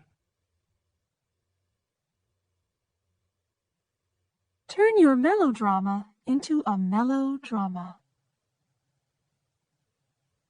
In a certain respect, this strategy is just another way of saying, don't sweat the small stuff. Many people live as if life were a melodrama, an extravagantly theatrical play in which action and plot predominate. Sound familiar? In dramatic fashion, we blow things out of proportion and make a big deal out of little things. We forget that life isn't as bad as we're making it out to be. We also forget that when we're blowing things out of proportion, we are the ones doing the blowing. I've found that simply reminding myself that life doesn't have to be a soap opera is a powerful method of calming down. When I get too worked up or start taking myself too seriously, which happens more than I like to admit, I say to myself something like, "Here I go again, my soap opera is starting." Almost always, this takes the edge off my seriousness and helps me laugh at myself. Often, this simple reminder enables me to change the channel to a more peaceful station. My melodrama is transformed into a mellow drama. If you've ever watched a soap opera, you've seen how the characters will take little things so seriously as to ruin their lives over them. Someone says something to offend them, looks at them wrong, or flirts with their spouse. Their response is usually, "Oh my gosh, how could this happen to me?" Then they exacerbate the problem by talking to others about how awful it is. They turn life into an emergency, a melodrama. The next time you feel stressed out, experiment with this strategy. Remind yourself that life isn't an emergency and turn your melodrama into a mellow drama. Read articles and books with entirely different points of view from your own and try to learn something. Have you ever noticed that practically everything you read justifies and reinforces your own opinions and views on life? The same is true with our radio and television listening and viewing choices as well. In fact, on America's most popular radio talk show, callers often identify themselves as ditto heads, meaning, "I already agree with everything you say. Tell me more." Liberals, conservatives, we're all the same. We form opinions and then spend our entire lifetimes validating what we believe to be true. This rigidity is sad because there is so much we can learn from points of view that are different from our own. It's also sad because the stubbornness it takes to keep our heart and mind closed to everything other than our own point of view creates a great deal of inner stress. A closed mind is always fighting to keep everything else at arm's length. We forget that we're all equally convinced that our way of looking at the world is the only correct way. We forget that two people who disagree with one another can often use the identical examples to prove their own point of view, and both sides can be articulate and convincing. Knowing this, we can either buckle down and get even more stubborn, or we can lighten up and try to learn something new. For just a few minutes a day, whatever your slant on life, try making a gentle effort to read articles and/or books with different points of view. You don't need to change your core beliefs or your deepest held positions. All you're doing is expanding your mind and opening your heart to new ideas. This new openness will reduce the stress it takes to keep other points of view away. In addition to being very interesting, this practice helps you see the innocence in others as well as helping you become more patient. You'll become a more relaxed, philosophic person because you'll begin to sense the logic in other points of view. My wife and I subscribe to both the most conservative as well as the most liberal newsletters in America. I'd say that both have broadened our perspective on life. Do one thing at a time. The other day, I was driving on the freeway and noticed a man who, while driving in the fast lane, was shaving, drinking a cup of coffee, and reading the newspaper. Perfect, I thought to myself, as just that morning I was trying to think of an appropriate example to point out the craziness of our frenzied society. How often do we try to do more than one thing at once? We have cordless phones that are supposed to make our lives easier, but in some respects, they make our lives more confusing. My wife and I were at a friend's home for dinner a while ago and noticed her talking on the phone while simultaneously answering the door, checking on dinner, and changing her daughter's diaper. After she washed her hands, of course. Many of us have the same tendency when we're speaking to someone and our mind is somewhere else, or when we're doing 3 or 4 chores all at the same time. When you do too many things at once, it's impossible to be present moment-oriented. Thus, you not only lose out on much of the potential enjoyment of what you are doing, but you also become far less focused and effective. An interesting exercise is to block out periods of time where you commit to doing only one thing at a time. Whether you're washing dishes, talking on the phone, driving a car, playing with your child, talking to your spouse, or reading a magazine, try to focus only on that one thing. Be present in what you are doing. Concentrate. You'll notice 2 things beginning to happen. First, you'll actually enjoy what you are doing, even something mundane like washing dishes or cleaning out a closet. When you're focused, rather than distracted, it enables you to become absorbed and interested in your activity, whatever it might be. Second, you'll be amazed at how quickly and efficiently you'll get things done. Since I've become more present moment oriented, my skills have increased in virtually all areas of my life: writing, reading, cleaning house, and speaking on the phone. You can do the same thing. It all starts with your decision to do one thing at a time. Count to 10. When I was growing up, my father used to count out loud to 10 when he was angry with my sisters and me. It was a strategy he and many other parents used to cool down before deciding what to do next.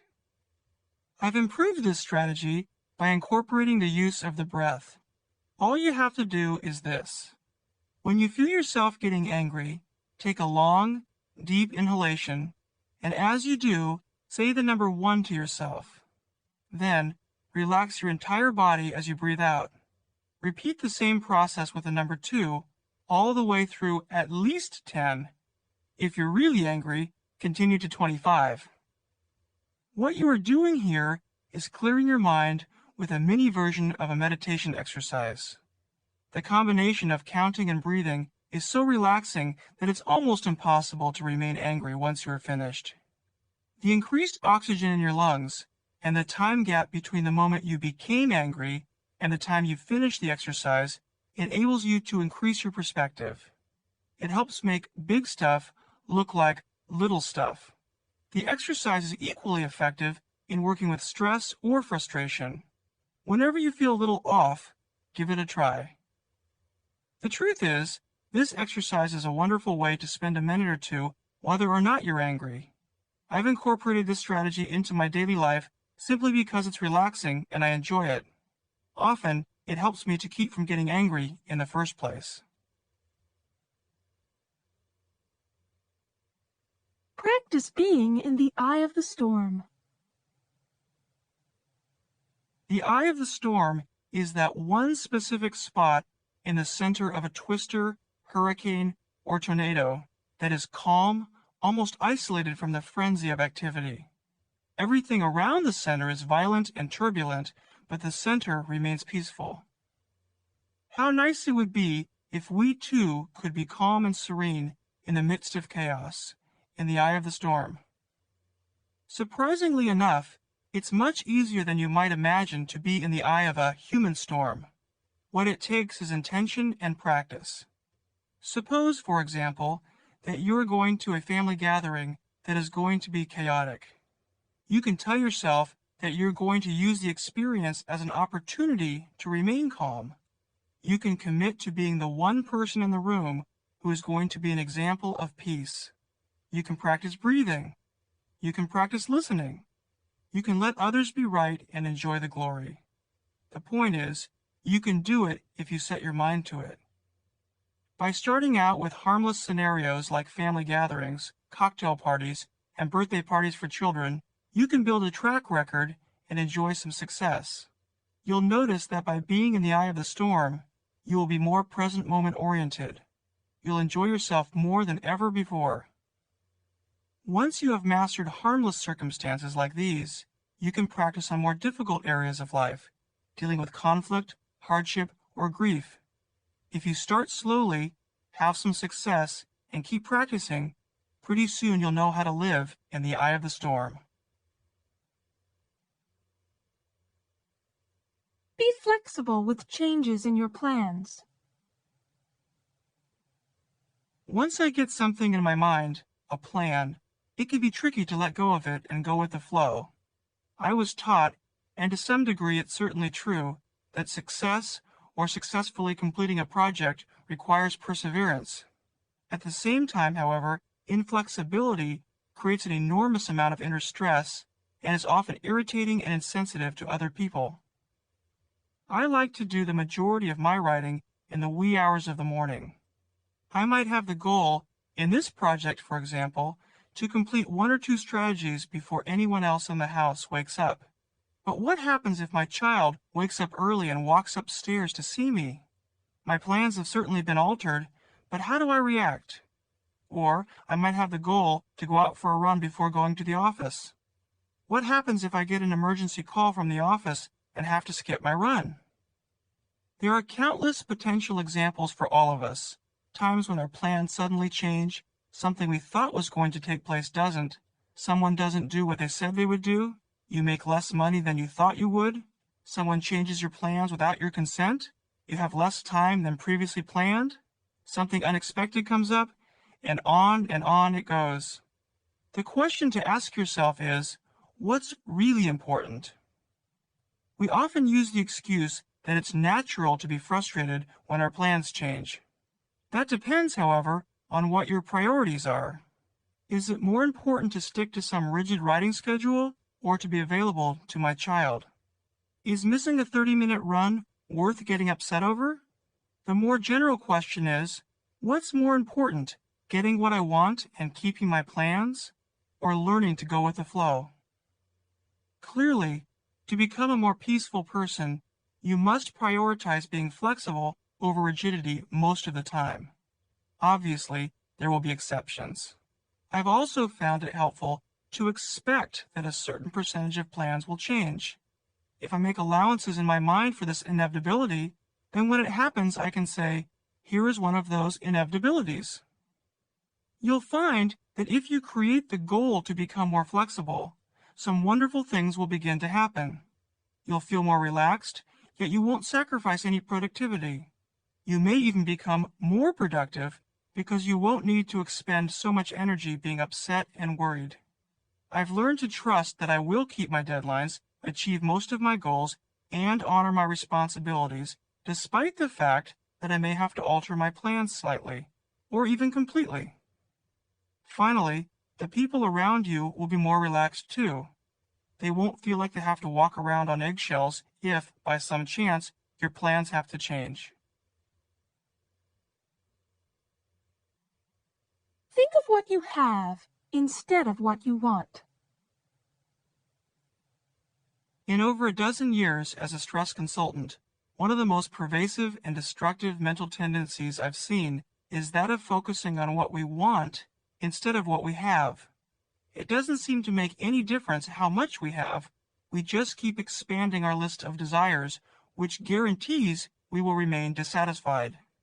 The mindset that says, "I'll be happy when this desire is fulfilled," is the same mindset that will repeat itself once that desire is met. A friend of ours closed escrow on his new home on a Sunday. The very next time we saw him, he was talking about his next house that was going to be even bigger. He isn't alone. Most of us do the very same thing. We want this or that. If we don't get what we want, we keep thinking about all that we don't have, and we remain dissatisfied. If we do get what we want, we simply recreate the same thinking in our new circumstances. So, despite getting what we want, we still remain unhappy. Happiness can't be found when we are yearning for new desires. Luckily, there is a way to be happy. It involves changing the emphasis of our thinking from what we want to what we have. Rather than wishing your spouse were different, try thinking about her wonderful qualities. Instead of complaining about your salary, be grateful that you have a job. Rather than wishing you were able to take a vacation to Hawaii, think of how much fun you've had close to home. The list of possibilities is endless. Each time you notice yourself falling into the "I wish life were different" trap, back off and start over. Take a breath and remember all that you have to be grateful for. When you focus not on what you want, but on what you have, you end up getting more of what you want anyway. If you focus on the good qualities of your spouse, she'll be more loving. If you are grateful for your job, rather than complaining about it, you'll do a better job, be more productive, and probably end up getting a raise anyway. If you focus on ways to enjoy yourself around home, rather than waiting to enjoy yourself in Hawaii, you'll end up having more fun. If you ever do get to Hawaii, you'll be in the habit of enjoying yourself. And if by some chance you don't, you'll have a great life anyway. Make a note to yourself to start thinking more about what you have than what you want. If you do, your life will start appearing much better than before. For perhaps the first time in your life, you'll know what it means to feel satisfied. Practice ignoring your negative thoughts. It has been estimated that the average human being has around 50,000 thoughts per day. That's a lot of thoughts. Some of these thoughts are going to be positive and productive. Unfortunately, however, many of them are also going to be negative, angry, fearful, pessimistic, worrisome. Indeed, the important question in terms of becoming more peaceful isn't whether or not you are going to have negative thoughts. You are. It's what you choose to do with the ones that you have. In a practical sense, you really have only two options when it comes to dealing with negative thoughts. You can analyze your thoughts, ponder, think through, study, think some more, or you can learn to ignore them, dismiss, pay less attention to, not take so seriously. This latter option, learning to take your negative thoughts less seriously, is infinitely more effective in terms of learning to be more peaceful. When you have a thought, any thought, that's all it is, a thought. It can't hurt you without your consent. For example, if you have a thought from your past, "I'm upset because my parents didn't do a very good job," you can get into it, as many do, which will create inner turmoil for you. You can give the thought significance in your mind, and you'll convince yourself that you should indeed be unhappy. Or you can recognize that your mind is about to create a mental snowball, and you can choose to dismiss the thought. This doesn't mean your childhood wasn't difficult. It may very well have been. But in this present moment, you have a choice of which thoughts to pay attention to. The same mental dynamic applies to thoughts of this morning, even 5 minutes ago. An argument that happened while you were walking out the door on your way to work is no longer an actual argument. It's a thought in your mind. This dynamic also applies to future-oriented thoughts of this evening, next week, or 10 years down the road. You'll find, in all cases, that if you ignore or dismiss a negative thought that fills your mind, a more peaceful feeling is only a moment away. And, in a more peaceful state of mind, your wisdom and common sense will tell you what to do. This strategy takes practice, but is well worth the effort. Be willing to learn from friends and family. One of the saddest observations I've made centers around how reluctant many of us are to learn from the people closest to us, our parents, spouses, children, and friends. Rather than being open to learning, we close ourselves off out of embarrassment, fear, stubbornness, or pride. It's almost as if we say to ourselves, I have already learned all that I can or want to learn from this person. There is nothing else I can or need to learn. It's sad because often the people closest to us know us the best. They are sometimes able to see ways in which we are acting in a self-defeating manner and can offer very simple solutions. If we are too proud or stubborn to learn, we lose out on some wonderful, simple ways to improve our lives. I have tried to remain open to the suggestions of my friends and family. In fact, I have gone so far as to ask certain members of my family and a few of my friends, what are some of my blind spots? Not only does this make the person you are asking feel wanted and special, but you end up getting some terrific advice. It's such a simple shortcut for growth, yet almost no one uses it. All it takes is a little courage and humility and the ability to let go of your ego. This is especially true if you are in the habit of ignoring suggestions, taking them as criticism, or tuning out certain members of your family. Imagine how shocked they will be when you ask them sincerely for their advice. Pick something that you feel the person whom you are asking is qualified to answer. For example, I often ask my father for advice on business. Even if he happens to give me a bit of a lecture, it's well worth it. The advice he gives usually prevents me from having to learn something the hard way.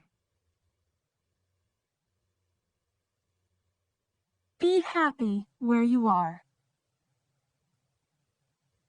Sadly, many of us continually postpone our happiness indefinitely.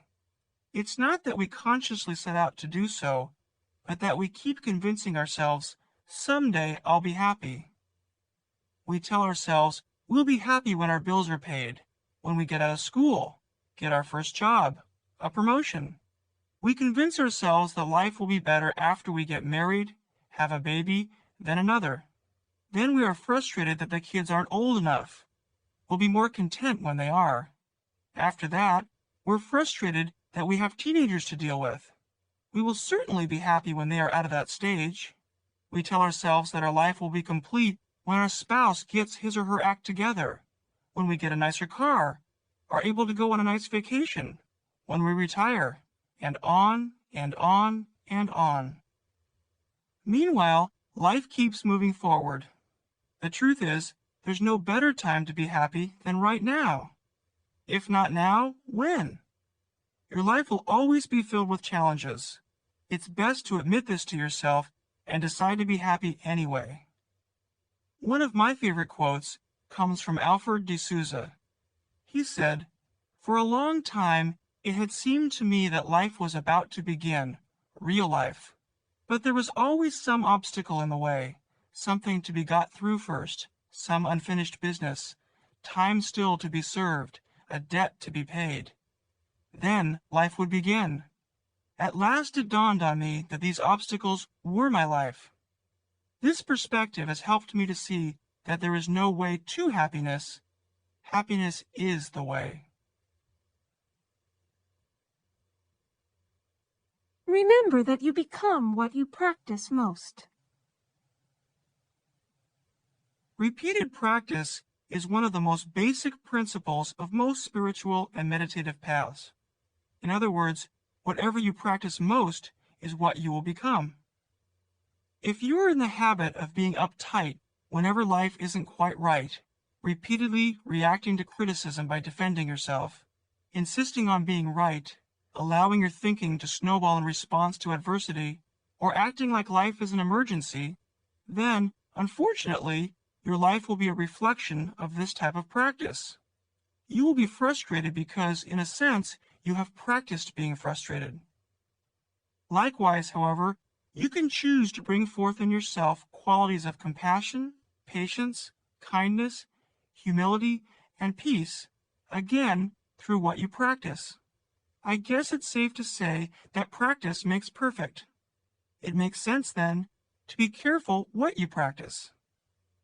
This isn't to suggest that you make your entire life into a great big project where the goal is to be constantly improving yourself, only that it's immensely helpful to become conscious of your own habits, both internal and external.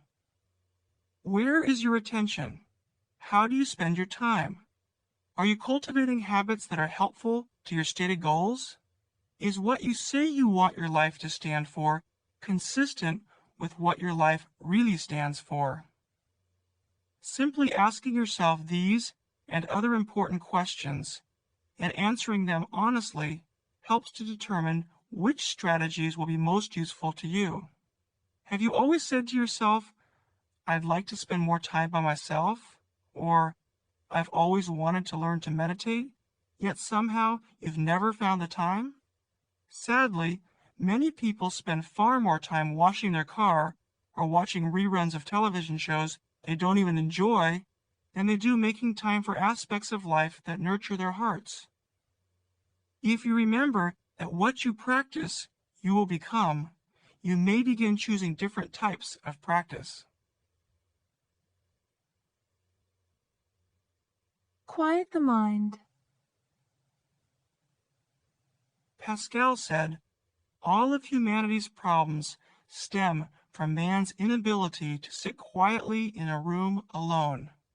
I'm not sure I would go quite this far, but I am certain that a quiet mind is the foundation of inner peace, and inner peace translates into outer peace. Although there are many techniques for quieting the mind, such as reflection, deep breathing, contemplation, and visualization, the most universally accepted and regularly used technique is meditation. In as little as 5 to 10 minutes a day, you can train your mind to be still and quiet. This stillness can be incorporated into your daily life, making you less reactive and irritable, and giving you greater perspective to see things as small stuff rather than as emergencies. Meditation teaches you to be calm by giving you the experience of absolute relaxation. It teaches you to be at peace. There are many different forms and variations of meditation. Essentially, however, meditation involves emptying your mind. Usually, meditation is done alone in a quiet environment. You close your eyes and focus your attention on your breath, in and out, in and out. As thoughts enter your mind, you gently let them go and bring your attention back to your breath.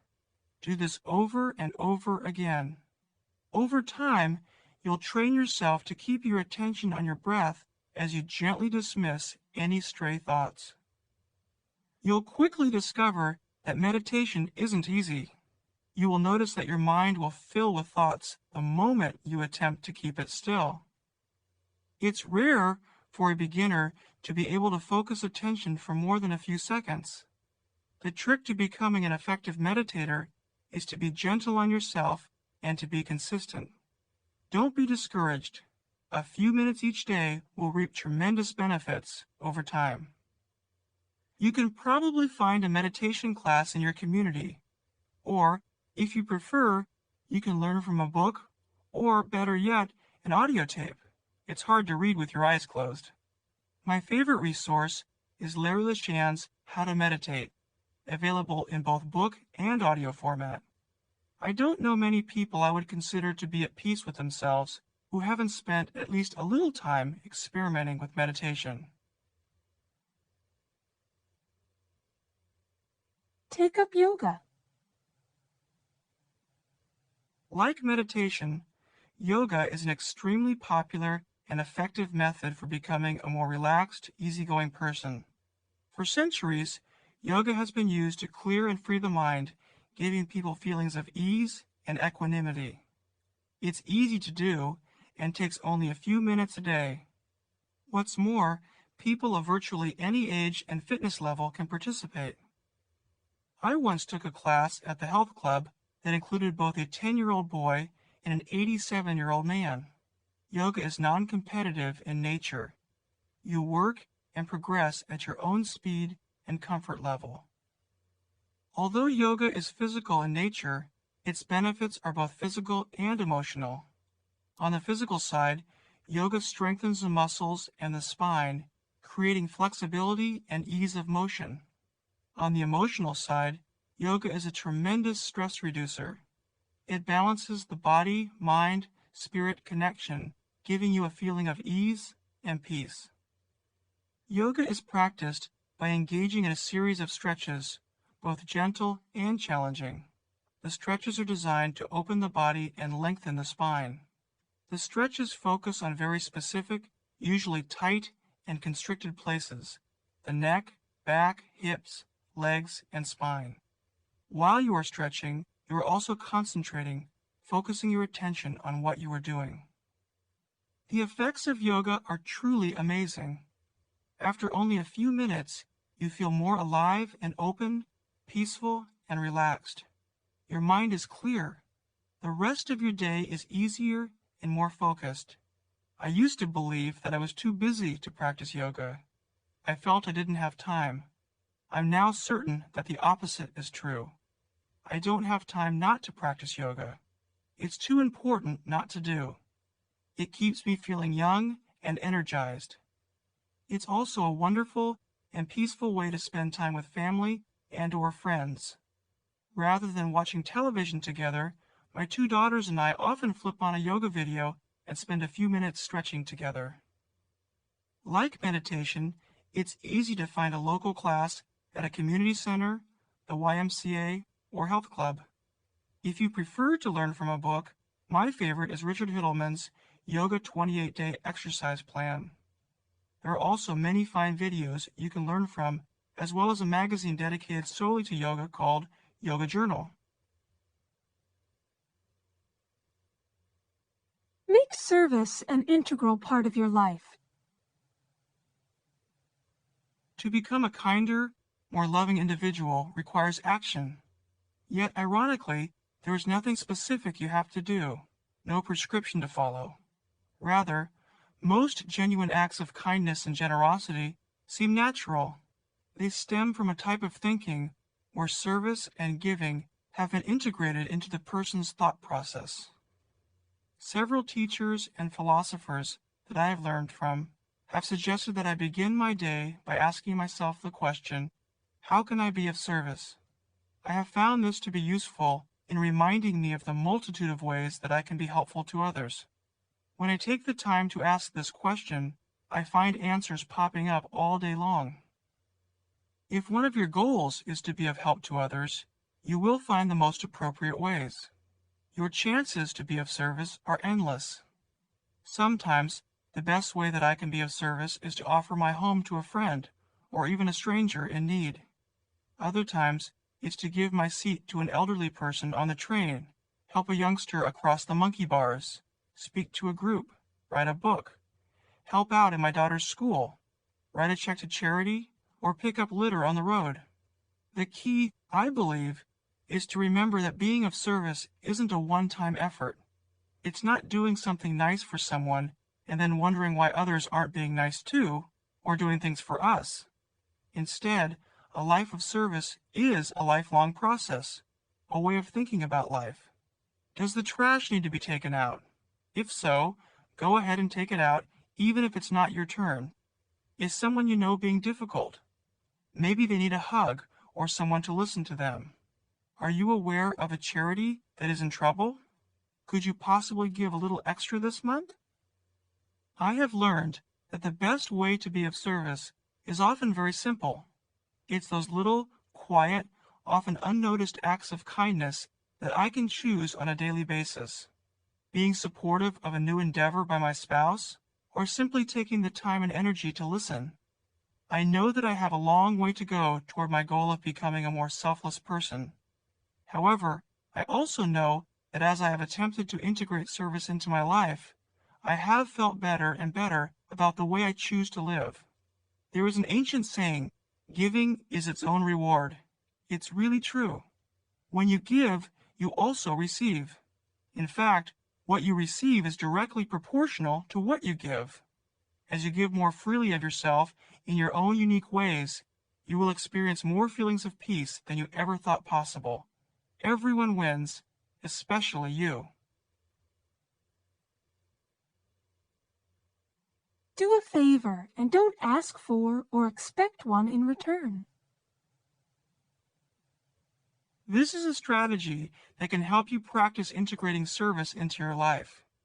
It will show you how easy it is and how good it feels to do something nice for someone without expecting anything in return. So often, either consciously or unconsciously, we want something from others, especially when we have done something for them. I cleaned the bathroom, she should clean the kitchen. Or, I took care of her child last week, she should offer this week. It's almost as though we keep score of our own good deeds rather than remembering that giving is its own reward. When you do something nice for someone, just to do it, you'll notice, if you're quiet enough inside yourself, a beautiful feeling of ease and peace. Just as vigorous exercise releases endorphins in your brain that make you feel good physically, your acts of loving kindness release the emotional equivalent. Your reward is the feeling you receive in knowing that you participated in an act of kindness. You don't need something in return or even a thank you. In fact, you don't even need to let the person know what you have done. What interferes with this peaceful feeling is our expectation of reciprocity. Our own thoughts interfere with our peaceful feelings as they clutter our minds, as we get caught up in what we think we want or need. The solution is to notice your "I want something in return" thoughts and gently dismiss them. In the absence of these thoughts, your positive feelings will return. See if you can think of something really thoughtful to do for someone and don't expect anything in return, whether it's surprising your spouse with a clean garage or organized desk, mowing your neighbor's lawn, or coming home early from work to give your spouse a break from the kids. When you complete your favor, see if you can tap into the warm feeling of knowing you have done something really nice without expecting anything from the person you have just helped. If you practice, I think you'll discover that the feelings themselves are reward enough. Think of your problems as potential teachers. Most people would agree that one of the greatest sources of stress in our lives is our problems. To a certain degree, this is true. A more accurate assessment, however, is that the amount of stress we feel has more to do with how we relate to our problems than it does with the problems themselves. In other words, how much of a problem do we make our problems? Do we see them as emergencies or as potential teachers? Problems come in many shapes, sizes, and degrees of seriousness, but all have one thing in common. They present us with something that we wish were different. The more we struggle with our problems, and the more we want them to go away, the worse they seem and the more stress they cause us. Ironically, and luckily, the opposite is also true. When we accept our problems as an inevitable part of life, when we look at them as potential teachers, it's as if a weight has been lifted off our shoulders. Think of a problem that you have struggled with for quite some time. How have you dealt with this problem up until now? If you're like most, You've probably struggled with it, mentally rehearsed it, analyzed it again and again, but have come up short. Where has all this struggle led you? Probably to even more confusion and stress. Now, think of the same problem in a new way. Rather than push away the problem and resist it, try to embrace it. Mentally, hold the problem near to your heart. Ask yourself what valuable lesson or lessons this problem might be able to teach you. Could it be teaching you to be more careful or patient? Does it have anything to do with greed, envy, carelessness, or forgiveness, or something equally powerful? Whatever problems you are dealing with, chances are they could be thought of in a softer way that includes a genuine desire to learn from them. When you hold your problems in this light, they soften like a clenched fist that is opening. Give this strategy a try, and I think you'll agree that most problems aren't the emergencies we think they are. And usually, once we learn what we need to learn, they begin to go away. Get comfortable not knowing. There once was a village that had among its people a very wise old man. The villagers trusted this man to provide them answers to their questions and concerns.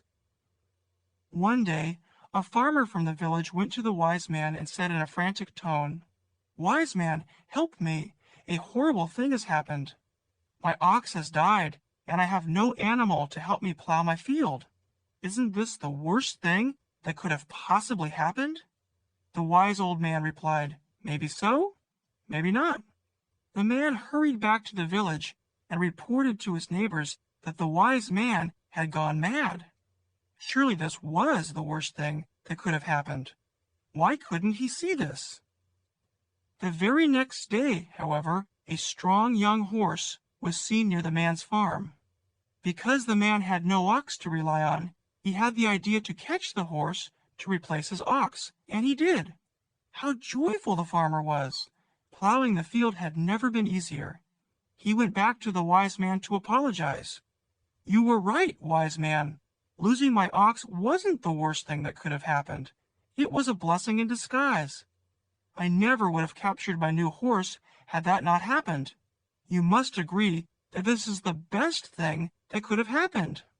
The wise man replied once again, "Maybe so, maybe not." Not again, thought the farmer. Surely the wise man had gone mad now. But once again, the farmer did not know what was to happen. A few days later, the farmer's son was riding the horse and was thrown off. He broke his leg and would not be able to help with the crop. "Oh no," thought the man, "now we will starve to death." Once again, the farmer went to the wise man.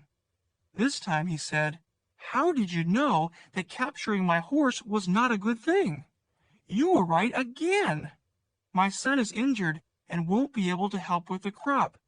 This time I'm sure that this is the worst thing that could have possibly happened. You must agree this time." But, just as he had done before, the wise man calmly looked at the farmer and in a compassionate tone replied once again, "Maybe so, maybe not."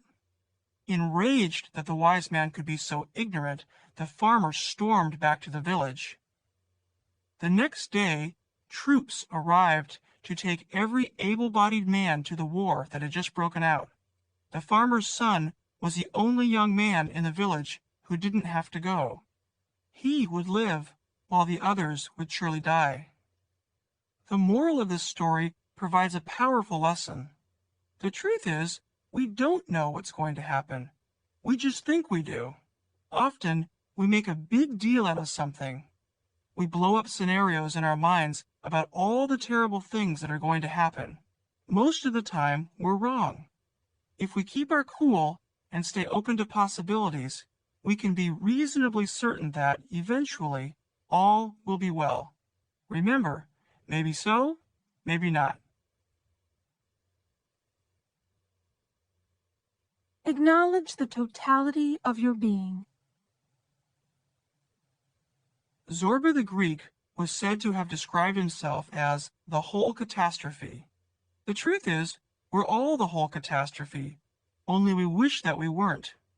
We deny the parts of ourselves that we deem unacceptable, rather than accepting the fact that we're all less than perfect.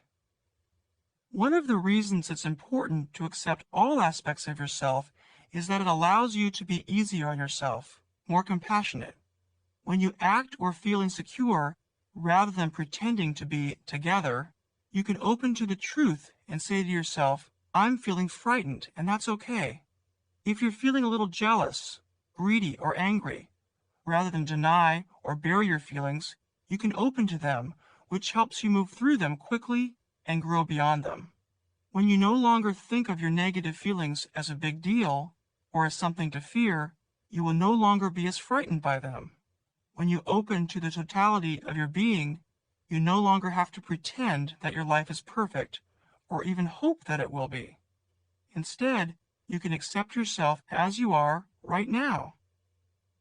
When you acknowledge the less than perfect parts of yourself, something magical begins to happen. Along with the negative, you'll also begin to notice the positive, the wonderful aspects of yourself that you may not have given yourself credit for, or perhaps even been aware of. You'll notice that while you may at times act with self-interest in mind, at other times you're incredibly selfless. Sometimes you may act insecure or frightened, but most often you are courageous. While you can certainly get uptight, you can also be quite relaxed. Opening to the totality of your being is like saying to yourself, I may not be perfect, but I'm okay just the way I am. When negative characteristics arise, you can begin to recognize them as part of a bigger picture. Rather than judging and evaluating yourself simply because you're human, see if you can treat yourself with loving kindness and great acceptance. You may indeed be the whole catastrophe, but you can relax about it. So are the rest of us. Cut yourself some slack. Each of the strategies in this audiobook is geared toward helping you become more relaxed, peaceful, and loving. One of the most important pieces of this puzzle, however, is to remember that your goal is to stay relaxed, to not get too worked up or concerned about how you are doing. Practice the strategies, keep them in mind, yet don't worry about being perfect. Cut yourself some slack. There will be many times when you lose it, when you revert to being uptight, frustrated, stressed, and reactive. Get used to it. When you do, it's okay. Life is a process, just one thing after another. When you lose it, just start again. One of the most common mistakes I see when people are attempting to become more inwardly peaceful is that they become frustrated by little setbacks. An alternative is to see your mistakes as learning opportunities, ways to navigate your growth and perspective. Say to yourself, "Oops, I lost it again. Oh well, next time I'll handle it differently." Over time, you'll notice drastic changes in your responses to life, but it won't happen all at once. I once heard of a proposed book title that sums up the message of this strategy. I'm not okay, you're not okay, and that's okay. Give yourself a break. No one is going to bat 100% or even close to it. All that's important is that, generally speaking, you are doing your best and that you are moving in the right direction. When you can learn to keep your perspective and to stay loving toward yourself, even when you prove you are human, you'll be well on your way to a happier life. Stop blaming others. When something doesn't meet our expectations, many of us operate with the assumption, when in doubt, it must be someone else's fault. You can see this assumption in action almost everywhere you look. Something is missing, so someone else must have moved it. The car isn't working right, so the mechanic must have repaired it incorrectly. Your expenses exceed your income, so your spouse must be spending too much money. The house is a mess, so you must be the only person doing your part. A project is late, so your colleagues at work must not have done their share. And on it goes. This type of blaming thinking has become extremely common in our culture. On a personal level, it has led us to believe that we are never completely responsible for our own actions, problems, or happiness. On a societal level, it has led to frivolous lawsuits and ridiculous excuses that get criminals off the hook. When we are in the habit of blaming others, we will blame others for our anger, frustration, depression, stress, and unhappiness. In terms of personal happiness, you cannot be peaceful while at the same time blaming others. Surely there are times when other people and/or circumstances contribute to our problems, but it is we who must rise to the occasion and take responsibility for our own happiness. Circumstances don't make a person, they reveal him or her. As an experiment, notice what happens when you stop blaming others for anything and everything in your life. This doesn't mean you don't hold people accountable for their actions, but that you hold yourself accountable for your own happiness and for your reactions to other people and the circumstances around you. When the house is a mess, rather than assuming you're the only person doing your part, clean it up. When you're over budget, figure out where you can spend less money. Most important, when you're unhappy, remind yourself that only you can make yourself happy. Blaming others takes an enormous amount of mental energy. It's a drag-me-down mindset that creates stress and disease. Blaming makes you feel powerless over your own life because your happiness is contingent on the actions and behavior of others, which you can't control. When you stop blaming others, you will regain your sense of personal power. You will see yourself as a choice maker. You will know that when you are upset, you are playing a key role in the creation of your own feelings. This means that you can also play a key role in creating new, more positive feelings. Life is a great deal more fun and much easier to manage when you stop blaming others. Give it a try and see what happens. Become an early riser. I have seen this simple, practical strategy help many people discover a more peaceful, even a more meaningful life. So many people wake up, rush to get ready, grab a cup of coffee, and charge out the door to work. After working all day, they return home tired. The same is usually true for men and women who stay at home with their children. They get up just in time to start doing things for the kids. There is virtually no time for anything else. Whether you work, raise a family, or both, for the most part, you are too tired to enjoy any time left for you. As a solution to the tiredness, the assumption is often made, I'd better get as much sleep as I can. So your free time is spent sleeping. For many people, this creates a deep longing in the heart. Surely there must be more to life than work, children, and sleep.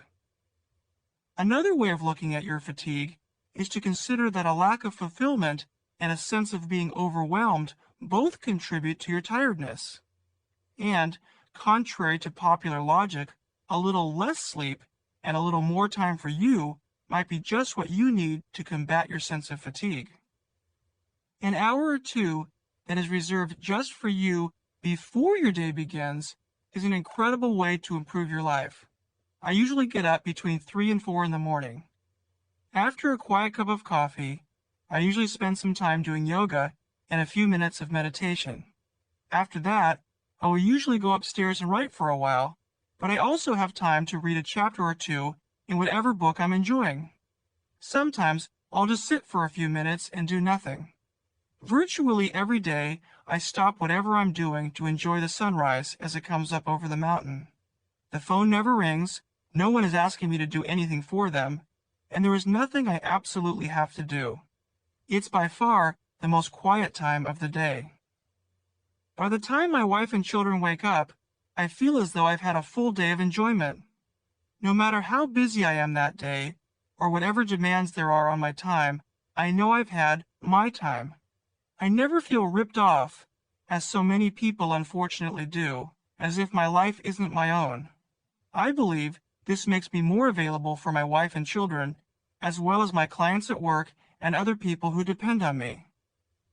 Many people have told me that this one shift in their routine was the single most important change they've ever made in their lives. For the first time ever, they're able to participate in those quiet activities they never found the time to do. All of a sudden, the books are getting read, the meditation gets done, the sunrise is appreciated. The fulfillment you experience more than makes up for any sleep you miss out on. If you must, turn off the television at night and get to sleep an hour or two earlier. When trying to be helpful, focus on little things. Mother Teresa once said, "We cannot do great things on this earth. We can only do little things with great love." Sometimes our grandiose plans to do great things at some later time interfere with our chances to do little things right now. A friend once told me, "I want my life to be about service, but I can't do anything yet. Someday, when I'm really successful, I'll do lots of things for others." Meanwhile, there are hungry people in the streets, elderly people who could use some company, mothers who need help with their children, people who can't read, neighbors whose homes need paint, streets with litter, people who need to be listened to, and thousands of other little things that need to be done. Mother Teresa was right. We can't change the world, but to make the world a brighter place, we don't need to. All we really have to do is focus on those little acts of kindness, things we can do right now.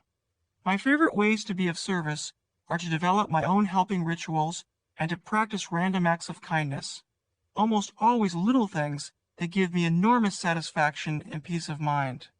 Often, the most appreciated acts of kindness aren't the million-dollar grants from giant corporations, but the 1 hour of volunteer work in a home for the elderly or the $5 gift from someone who can't afford anything at all.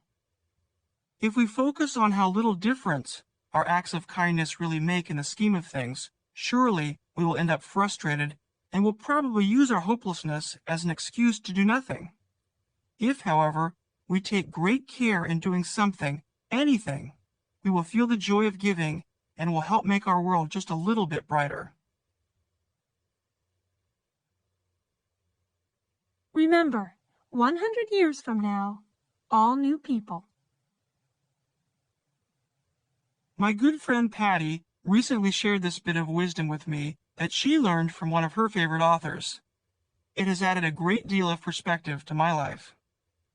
In the scheme of things, 100 years isn't all that long a time. However, one thing's for sure. 100 years from now, we will all be gone from this planet.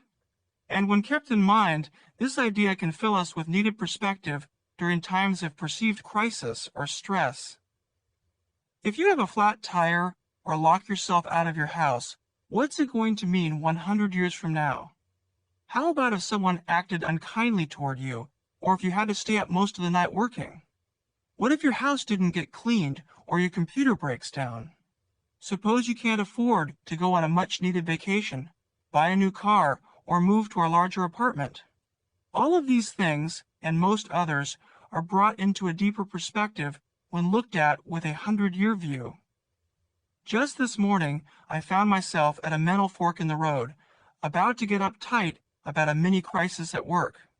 There was a double booking and 2 people showed up at the same time for the same appointment. What saved me from getting overly stressed and too uptight was remembering that 100 years from now, no one will remember this moment, no one will care.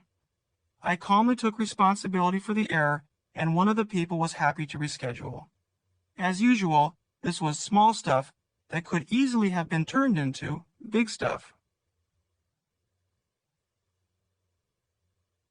Lighten up. These days, it seems that almost all of us are too serious. My older daughter often says to me, "Daddy, you've got that serious look again." Even those of us who are committed to non-seriousness are probably too serious. People are frustrated and uptight about virtually everything. Being 5 minutes late, having someone else show up 5 minutes late, being stuck in traffic, Witnessing somebody look at us wrong or say the wrong thing, paying bills, waiting in line, overcooking a meal, making an honest mistake, you name it, we all lose perspective over it. The root of being uptight is our unwillingness to accept life as being different in any way from our expectations. Very simply, we want things to be a certain way, but they're not a certain way. Life is simply as it is. Perhaps Benjamin Franklin said it best. Our limited perspective, our hopes and fears become our measure of life, and when circumstances don't fit our ideas, they become our difficulties. We spend our lives wanting things, people, and events to be just as we want them to be, and when they're not, we fight and we suffer. The first step in recovering from over-seriousness is to admit that you have a problem. You have to want to change, to become more easygoing. You have to see that your own uptightness is largely of your own creation. It's composed of the way you have set up your life and the way you react to it. The next step is to understand the link between your expectations and your frustration level. Whenever you expect something to be a certain way, and it isn't, you're upset and you suffer. On the other hand, when you let go of your expectations, when you accept life as it is, you're free. To hold on is to be serious and uptight. To let go is to lighten up. A good exercise is to try to approach a single day without expectations. Don't expect people to be friendly. When they're not, you won't be surprised or bothered. If they are, you'll be delighted. Don't expect your day to be problem-free. Instead, as problems come up, say to yourself, another hurdle to overcome. As you approach your day in this manner, you'll notice how graceful life can be. Rather than fighting against life, you'll be dancing with it. Pretty soon, with practice, you'll lighten up your entire life. And when you lighten up, life is a lot more fun. Nurture a plant. At first glance, this may seem like a strange or superficial suggestion. What good could it possibly do to nurture a plant? One of the goals of spiritual life, and one of the requirements of inner peace, is to learn to love unconditionally. The problem is, it's really hard to love a person, any person, unconditionally. The person we are trying to love inevitably says or does the wrong thing, or fails to meet our expectations in some way. So, we get upset and put conditions on our love. I love you, but you have to change. You must act the way I want you to act. Some people are better at loving their pets than the people in their lives. But to love a pet unconditionally is hard too. What happens when your dog wakes you up with unnecessary barking in the middle of the night, or ruins your favorite carpet with an accident? Do you love him just as much? My children have a bunny. It was really hard to love that bunny when he chewed a hole in my beautifully crafted wooden gate. A plant, however, is easy to love just the way it is. Therefore, nurturing a plant offers us an excellent opportunity to practice unconditional love. Why does virtually every spiritual tradition advocate unconditional love? Because love has such transformational power.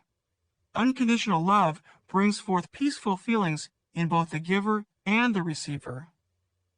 Select a plant, indoor or outdoor, that you will see every day.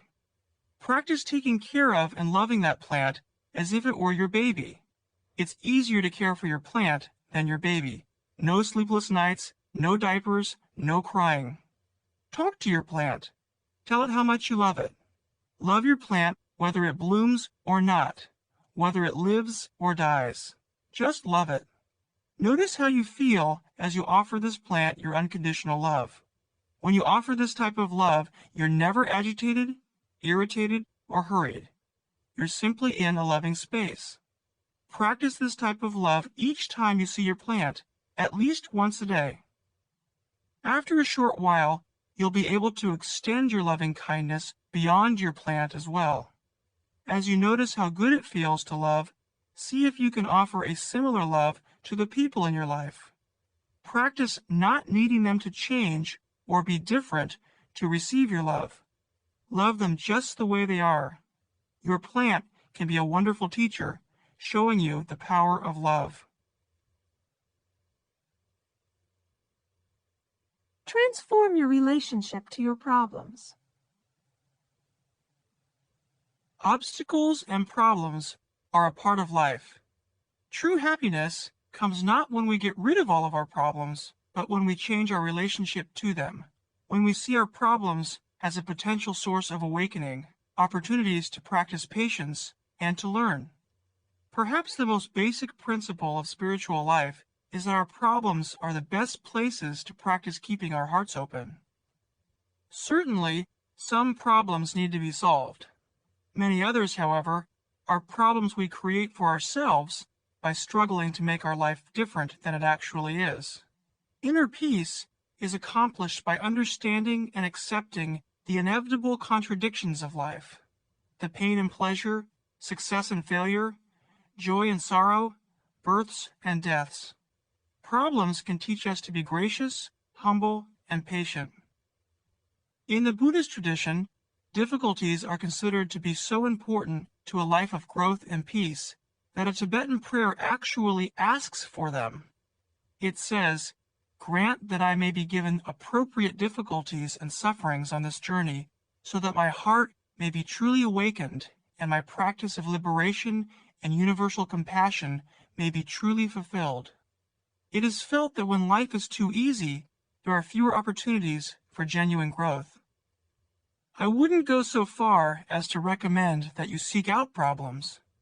I would, however, suggest that if you spend less time running away from problems and trying to rid yourself of them, and more time accepting problems as an inevitable, natural, even important part of life, you will soon discover that life can be more of a dance and less of a battle. This philosophy of acceptance is the root of going with the flow. The next time you find yourself in an argument, rather than defend your position, see if you can see the other point of view first. It's interesting to consider that when you disagree with someone, the person you are disagreeing with is every bit as certain of his or her position as you are of yours. Yet we always take sides, ours. This is our ego's way of refusing to learn anything new. It's also a habit that creates a lot of unnecessary stress. The first time I consciously tried the strategy of seeing the other point of view first, I found out something truly wonderful. It didn't hurt, and it brought me closer to the person with whom I was disagreeing. Suppose a friend says to you, "Liberals or conservatives are the major cause of our social problems." Rather than automatically defending your own position, whatever it is, see if you can learn something new. Say to your friend, "Tell me why you think that's true." Don't say this with a hidden agenda or in preparation to defend or prove your position, but simply to learn a different point of view. Don't try to correct or make your friend see how he is wrong. Let your friend have the satisfaction of being right. Practice being a good listener. Contrary to popular belief, this attitude does not make you weak. It doesn't mean you aren't passionate about your beliefs or that you're admitting that you're wrong. You're simply trying to see another point of view. You're seeking first to understand. It takes enormous energy to constantly prove a rigid position. On the other hand, it takes no energy to allow someone else to be right. In fact, it's outright energizing. When you understand other positions and points of view, several wonderful things begin to happen. First, you often learn something new. You expand your horizons.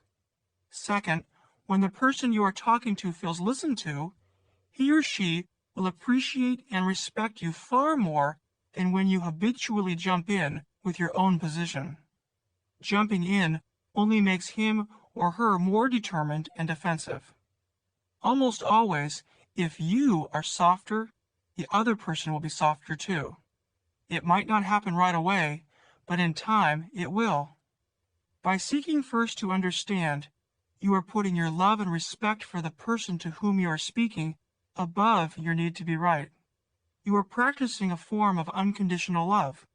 A side benefit is that the person you are speaking to may even listen to your point of view. While there is no guarantee that he will listen to you, one thing is guaranteed. If you don't listen, he or she won't. By being the first person to reach out and listen, you stop the spiral of stubbornness. Redefine a meaningful accomplishment. Sometimes it's easy to get carried away with our so-called accomplishments. We spend our lifetimes collecting achievements, earning praise and recognition, and seeking approval, so much so that we lose sight of what is truly meaningful. If you ask the average person, as I have done many times, what is a meaningful accomplishment? The typical responses will be things like achieving a long-term goal, earning lots of money, winning a game, getting a promotion, being the best, earning praise, and so forth. The emphasis is almost always on the external aspects of life, things that happen outside of ourselves. Certainly, there is nothing wrong with these types of accomplishments. They are a way of keeping score and improving our circumstances. They are not, however, the most important types of accomplishments if your primary goal is one of happiness and inner peace. Seeing your photograph in the local newspaper may be a nice thing to achieve, but isn't as meaningful as learning to stay centered in the face of adversity. Yet, many people would point to their photo in the paper as being a great accomplishment, but wouldn't necessarily think of staying centered as an accomplishment at all. Where are our priorities? If being peaceful and loving are among your primary goals, then why not redefine your most meaningful accomplishments as being those that support and measure qualities such as kindness and happiness? I think of my most meaningful accomplishments as stemming from inside myself. Was I kind to myself and others? Did I overreact to a challenge, or was I calm and collected? Am I happy? Did I hold on to anger, or was I able to let go and move on? Was I too stubborn? Did I forgive? These questions, and others like them, remind us that the true measure of our success comes not from what we do, but from who we are and how much love we have in our hearts. Rather than being consumed exclusively with external accomplishments, try putting more emphasis on what's really important. When you redefine what it means to achieve a meaningful accomplishment, it helps you to stay on your path. Listen to your feelings. They are trying to tell you something. You have at your disposal a foolproof guidance system to navigate you through life. This system, which consists solely of your own feelings, lets you know whether you're off track and headed toward unhappiness and conflict, or on track, headed toward peace of mind. Your feelings act as a barometer, letting you know what your internal weather is like. When you're not caught up in your thinking, taking things too seriously, your feelings will be generally positive. They will be affirming that you are using your thinking to your advantage. No mental adjustment needs to be made. When your experience of life is other than pleasant, when you're feeling angry, resentful, depressed, stressed out, frustrated, and so forth, your warning system of feelings kicks in like a red flag to remind you that you're off track, that it's time to ease up on your thinking. You've lost perspective. Mental adjustment does need to be made. You can think of your negative feelings in the same way you think of the warning lights on the dashboard of your car. When flashing, they let you know that it's time to ease up. Contrary to popular belief, negative feelings don't need to be studied and analyzed. When you analyze your negative feelings, you'll usually end up with more of them to contend with. The next time you're feeling bad, rather than getting stuck in analysis paralysis, wondering why you feel the way you do, see if instead you can use your feelings to guide you back in the direction towards serenity.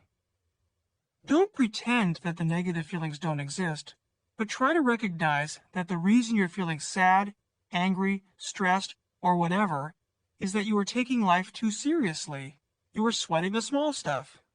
Instead of rolling up your sleeves and fighting life, back off, take a few deep breaths, and relax. Remember, life isn't an emergency unless you make it so. If someone throws you the ball, you don't have to catch it. My best friend, Benjamin Shield, taught me this valuable lesson. Often, our inner struggles come from our tendency to jump on board someone else's problem. Someone throws you a concern, and you assume you must catch it and respond. For example, suppose you're really busy when a friend calls in a frantic tone and says, "My mother is driving me crazy. What should I do?" Rather than saying, "I'm really sorry, but I don't know what to suggest," you automatically catch the ball and try to solve the problem. Then later, you feel stressed or resentful that you are behind schedule and that everyone seems to be making demands on you. It's easy to lose sight of your willing participation in the dramas of your own life. Remembering that you don't have to catch the ball is a very effective way to reduce the stress in your life. When your friend calls, you can drop the ball, meaning you don't have to participate simply because he or she is attempting to lure you in. If you don't take the bait, the person will probably call someone else to see if they will become involved. This doesn't mean you never catch the ball, only that it's your choice to do so. Neither does this mean that you don't care about your friend or that you're crass or unhelpful. Developing a more tranquil outlook on life requires that we know our own limits and that we take responsibility for our part in the process. Most of us get balls thrown at us many times each day, at work, from our children, friends, neighbors, salespeople, even strangers. If I caught all the balls thrown in my direction, I would certainly go crazy, and I suspect that you would too. The key is to know when we're catching another ball so that we won't feel victimized, resentful, or overwhelmed. Even something terribly simple like answering your phone when you're really too busy to talk is a form of catching the ball. By answering the phone, you are willingly taking part in an interaction that you may not have the time, energy, or mindset for at the present time. By simply not answering the phone, you are taking responsibility for your own peace of mind. The same idea applies to being insulted or criticized. When someone throws an idea or comment in your direction, you can catch it and feel hurt, or you can drop it and go on with your day. The idea of not catching the ball simply because it's thrown to you is a powerful tool to explore. I hope you'll experiment with this one. You may find that you catch the ball a lot more than you think you do. One more passing show. This is a strategy that I have recently adopted into my own life. It's a subtle reminder that everything, the good and bad, pleasure and pain, approval and disapproval, achievements and mistakes, fame and shame, all come and go. Everything has a beginning and an ending, and that's the way it's supposed to be. Every experience you have ever had is over. Every thought you've ever had started and finished. Every emotion and mood you've ever experienced has been replaced by another. You've been happy, sad, jealous, depressed, angry, in love, shamed, proud, and every other conceivable human feeling. Where did they all go? The answer is, no one really knows. All we know is that, eventually, everything disappears into nothingness. Welcoming this truth into your life is the beginning of a liberating adventure. Our disappointment comes about in essentially two ways. When we're experiencing pleasure, we want it to last forever. it never does. Or when we're experiencing pain, we want it to go away now. It usually doesn't. Unhappiness is the result of struggling against the natural flow of experience. It's enormously helpful to experiment with the awareness that life is just one thing after another, one present moment followed by another present moment. When something is happening that we enjoy, know that while it's wonderful to experience the happiness it brings, it will eventually be replaced by something else, a different type of moment. If that's okay with you, you'll feel peace even when the moment changes. And if you're experiencing some type of pain or displeasure, know that this too shall pass.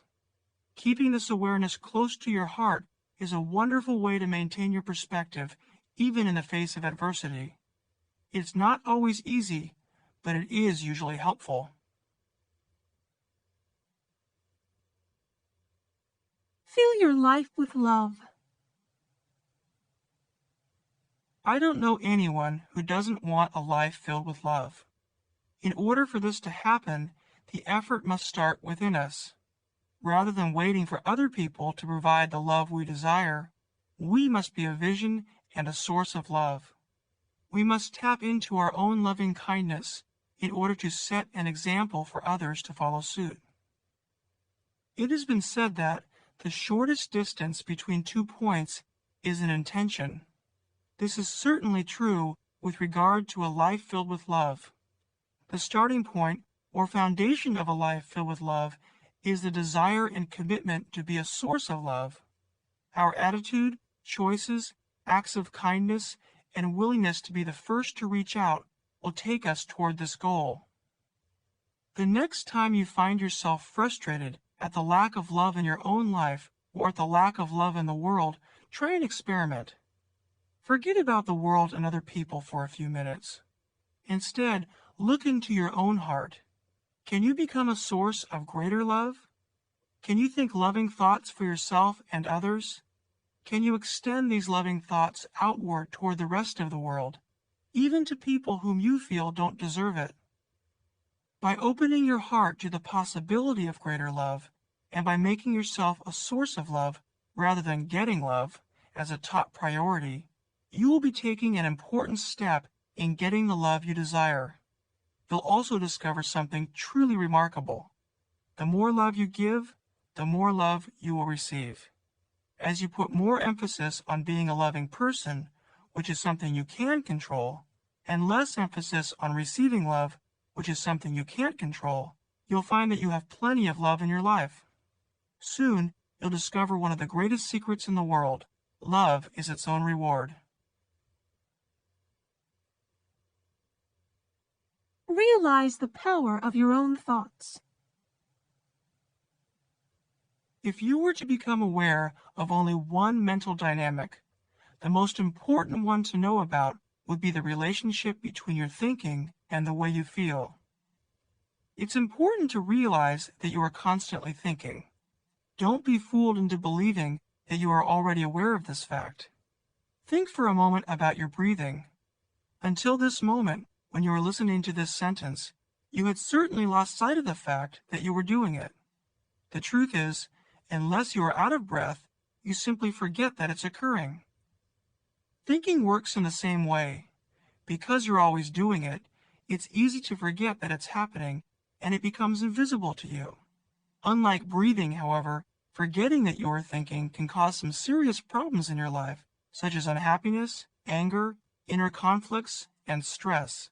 The reason this is true is that your thinking will always come back to you as a feeling. There's a point-to-point relationship. Try getting angry without first having angry thoughts. Okay, now try feeling stressed out without first having stressful thoughts, or sad without sad thoughts, or jealous without thoughts of jealousy. You can't do it. It's impossible. The truth is, in order to experience a feeling, you must first have a thought that produces that feeling. Unhappiness doesn't and can't exist on its own. Unhappiness is the feeling that accompanies negative thinking about your life. In the absence of that thinking, the unhappiness, or stress, or jealousy can't exist. There is nothing to hold your negative feelings in place other than your own thinking. The next time you're feeling upset, notice your thinking. It will be negative. Remind yourself that it's your thinking that is negative, not your life. This simple awareness will be the first step in putting you back on the path toward happiness. It takes practice, but you can get to the point where you treat your negative thoughts in much the same way you would treat flies at a picnic. You shoo them away and get on with your day. Give up on the idea that more is better. We live in the most affluent culture the world has ever seen. Estimates are that although we have only 6% of the world's population in America, we use almost half of the natural resources. It seems to me that if more were actually better, we would live in the happiest, most satisfied culture of all time. But we don't, not even close. In fact, we live in one of the most dissatisfied cultures on record. It's not that having a lot of things is bad, wrong, or harmful in and of itself, only that the desire to have more and more and more is insatiable. As long as you think more is better, you'll never be satisfied. As soon as we get something or achieve something, most of us simply go on to the next thing immediately. This squelches our appreciation for life and for our many blessings. I know a man, for example, who bought a beautiful home in a nice area. He was happy until the day after he moved in. Then the thrill was gone. Immediately, he wished he'd bought a bigger, nicer home. His more is better thinking wouldn't allow him to enjoy his new home even for a day. Sadly, he is not unique. To varying degrees, we're all like that. It's gotten to the point that when the Dalai Lama won the Nobel Prize for Peace in 1989, one of the first questions he received from a reporter was, "What's next?" It seems that whatever we do, buy a home or a car, eat a meal, find a partner, purchase some clothes, even win a prestigious honor, it's never enough. The trick in overcoming this insidious tendency is to convince yourself that more isn't better and that the problem doesn't lie in what you don't have, but in the longing for more. Learning to be satisfied doesn't mean you can't, don't, or shouldn't ever want more than you have, only that your happiness isn't contingent on it. You can learn to be happy with what you have by becoming more present moment oriented, by not focusing so much on what you want. As thoughts of what would make your life better enter your mind, gently remind yourself that, even if you got what you think you want, you wouldn't be one bit more satisfied because the same mindset that wants more now would want more then. Develop a new appreciation for the blessings you already enjoy. See your life freshly, as if for the first time. As you develop this new awareness, you'll find that as new possessions or accomplishments enter your life, your level of appreciation will be heightened. An excellent measure of happiness is the differential between what you have and what you want. You can spend your lifetime wanting more, always chasing happiness, or you can simply decide to consciously want less. This latter strategy is infinitely easier and more fulfilling. Keep asking yourself, what's really important? It's easy to get lost and overwhelmed in the chaos, responsibilities, and goals of life. Once overwhelmed, it's tempting to forget about and postpone that which is most near and dear to your heart. I found that it's helpful to keep asking myself, what's really important? As part of my early morning routine, I take a few seconds to ask myself this question. Reminding myself of what's really important helps me keep my priorities straight. It reminds me that, despite my multitude of responsibilities, I have a choice of what is most important in my life and where I put my greatest amount of energy, being available for my wife and children, writing, practicing my inner work, and so forth. Despite the appearance of being overly simplistic, I have found this strategy to be immensely helpful in keeping me on track. When I take a few moments to remind myself of what's really important, I find that I'm more present moment oriented, in less of a hurry, and that being right loses its appeal. Conversely, when I forget to remind myself of what's really important, I find that I can quickly lose sight of my priorities and, once again, get lost in my own busyness. I'll rush out the door, work late, lose my patience, skip my exercise, and do other things that are in conflict with the goals of my life. If you regularly take a minute to check in with yourself, to ask yourself what's really important, you may find that some of the choices you are making are in conflict with your own stated goals. This strategy can help you align your actions with your goals and encourage you to make more conscious, loving decisions.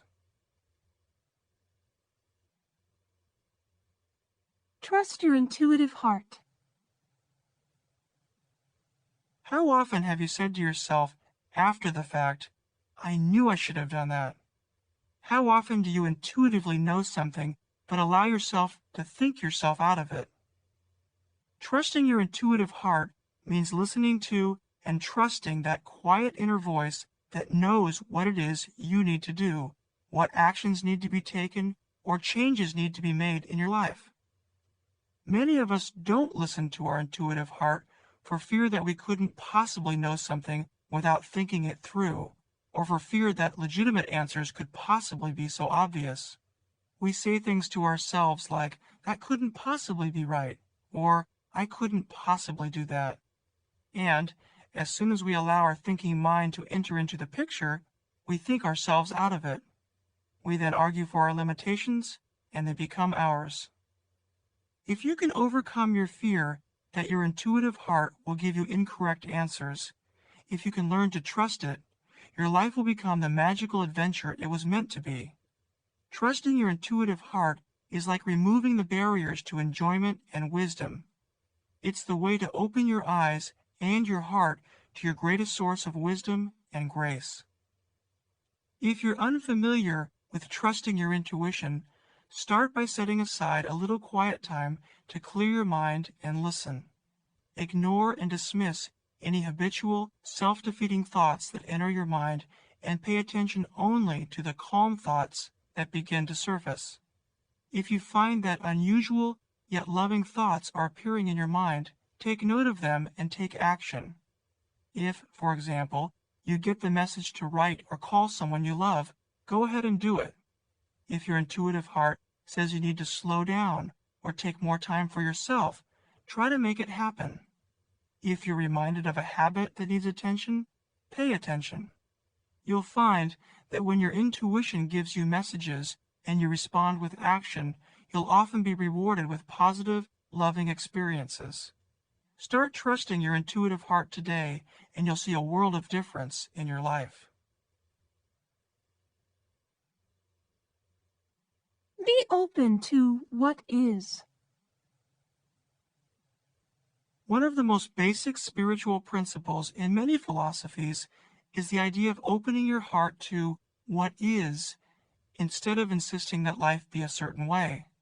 This idea is so important because much of our internal struggle stems from our desire to control life, to insist that it be different than it actually is. But life isn't always the way we would like it to be. It simply is the way it is. The greater our surrender to the truth of the moment, the greater will be our peace of mind. When we have preconceived ideas about the way life should be, they interfere with our opportunity to enjoy or learn from the present moment. This prevents us from honoring what we are going through, which may be an opportunity for great awakening. Rather than reacting to a child's complaining or your spouse's disapproval, try opening your heart and accepting the moment for what it is. Make it okay that they aren't acting exactly the way you would like them to. Or, if a project you have been working on is rejected, instead of feeling defeated, see if you can say to yourself, "Ah, rejection. Next time I'll get it approved." Take a deep breath and soften your response. You open your heart in these ways not to pretend that you enjoy complaints, disapproval, or failure, but to transcend them, to make it all right with you that life isn't performing the way you planned. If you can learn to open your heart in the midst of the difficulties of daily life, you will soon find that many of the things that have always bothered you will cease to be concerns. Your perspective will deepen. When you fight that which you struggle with, life can be quite a battle, almost like a ping-pong game where you are the ball. But when you surrender to the moment, accept what is going on, make it okay, more peaceful feelings will begin to emerge. Try this technique on some of the little challenges you face. Gradually, you'll be able to extend the same awareness to bigger things. This is a truly powerful way to live. Mind your own business. It's tough enough trying to create a life of serenity when dealing with your own mental tendencies, issues, real-life problems, habits, and the contradictions and complexities of life. But when you feel compelled to deal with other people's issues, your goal of becoming more peaceful becomes all but impossible.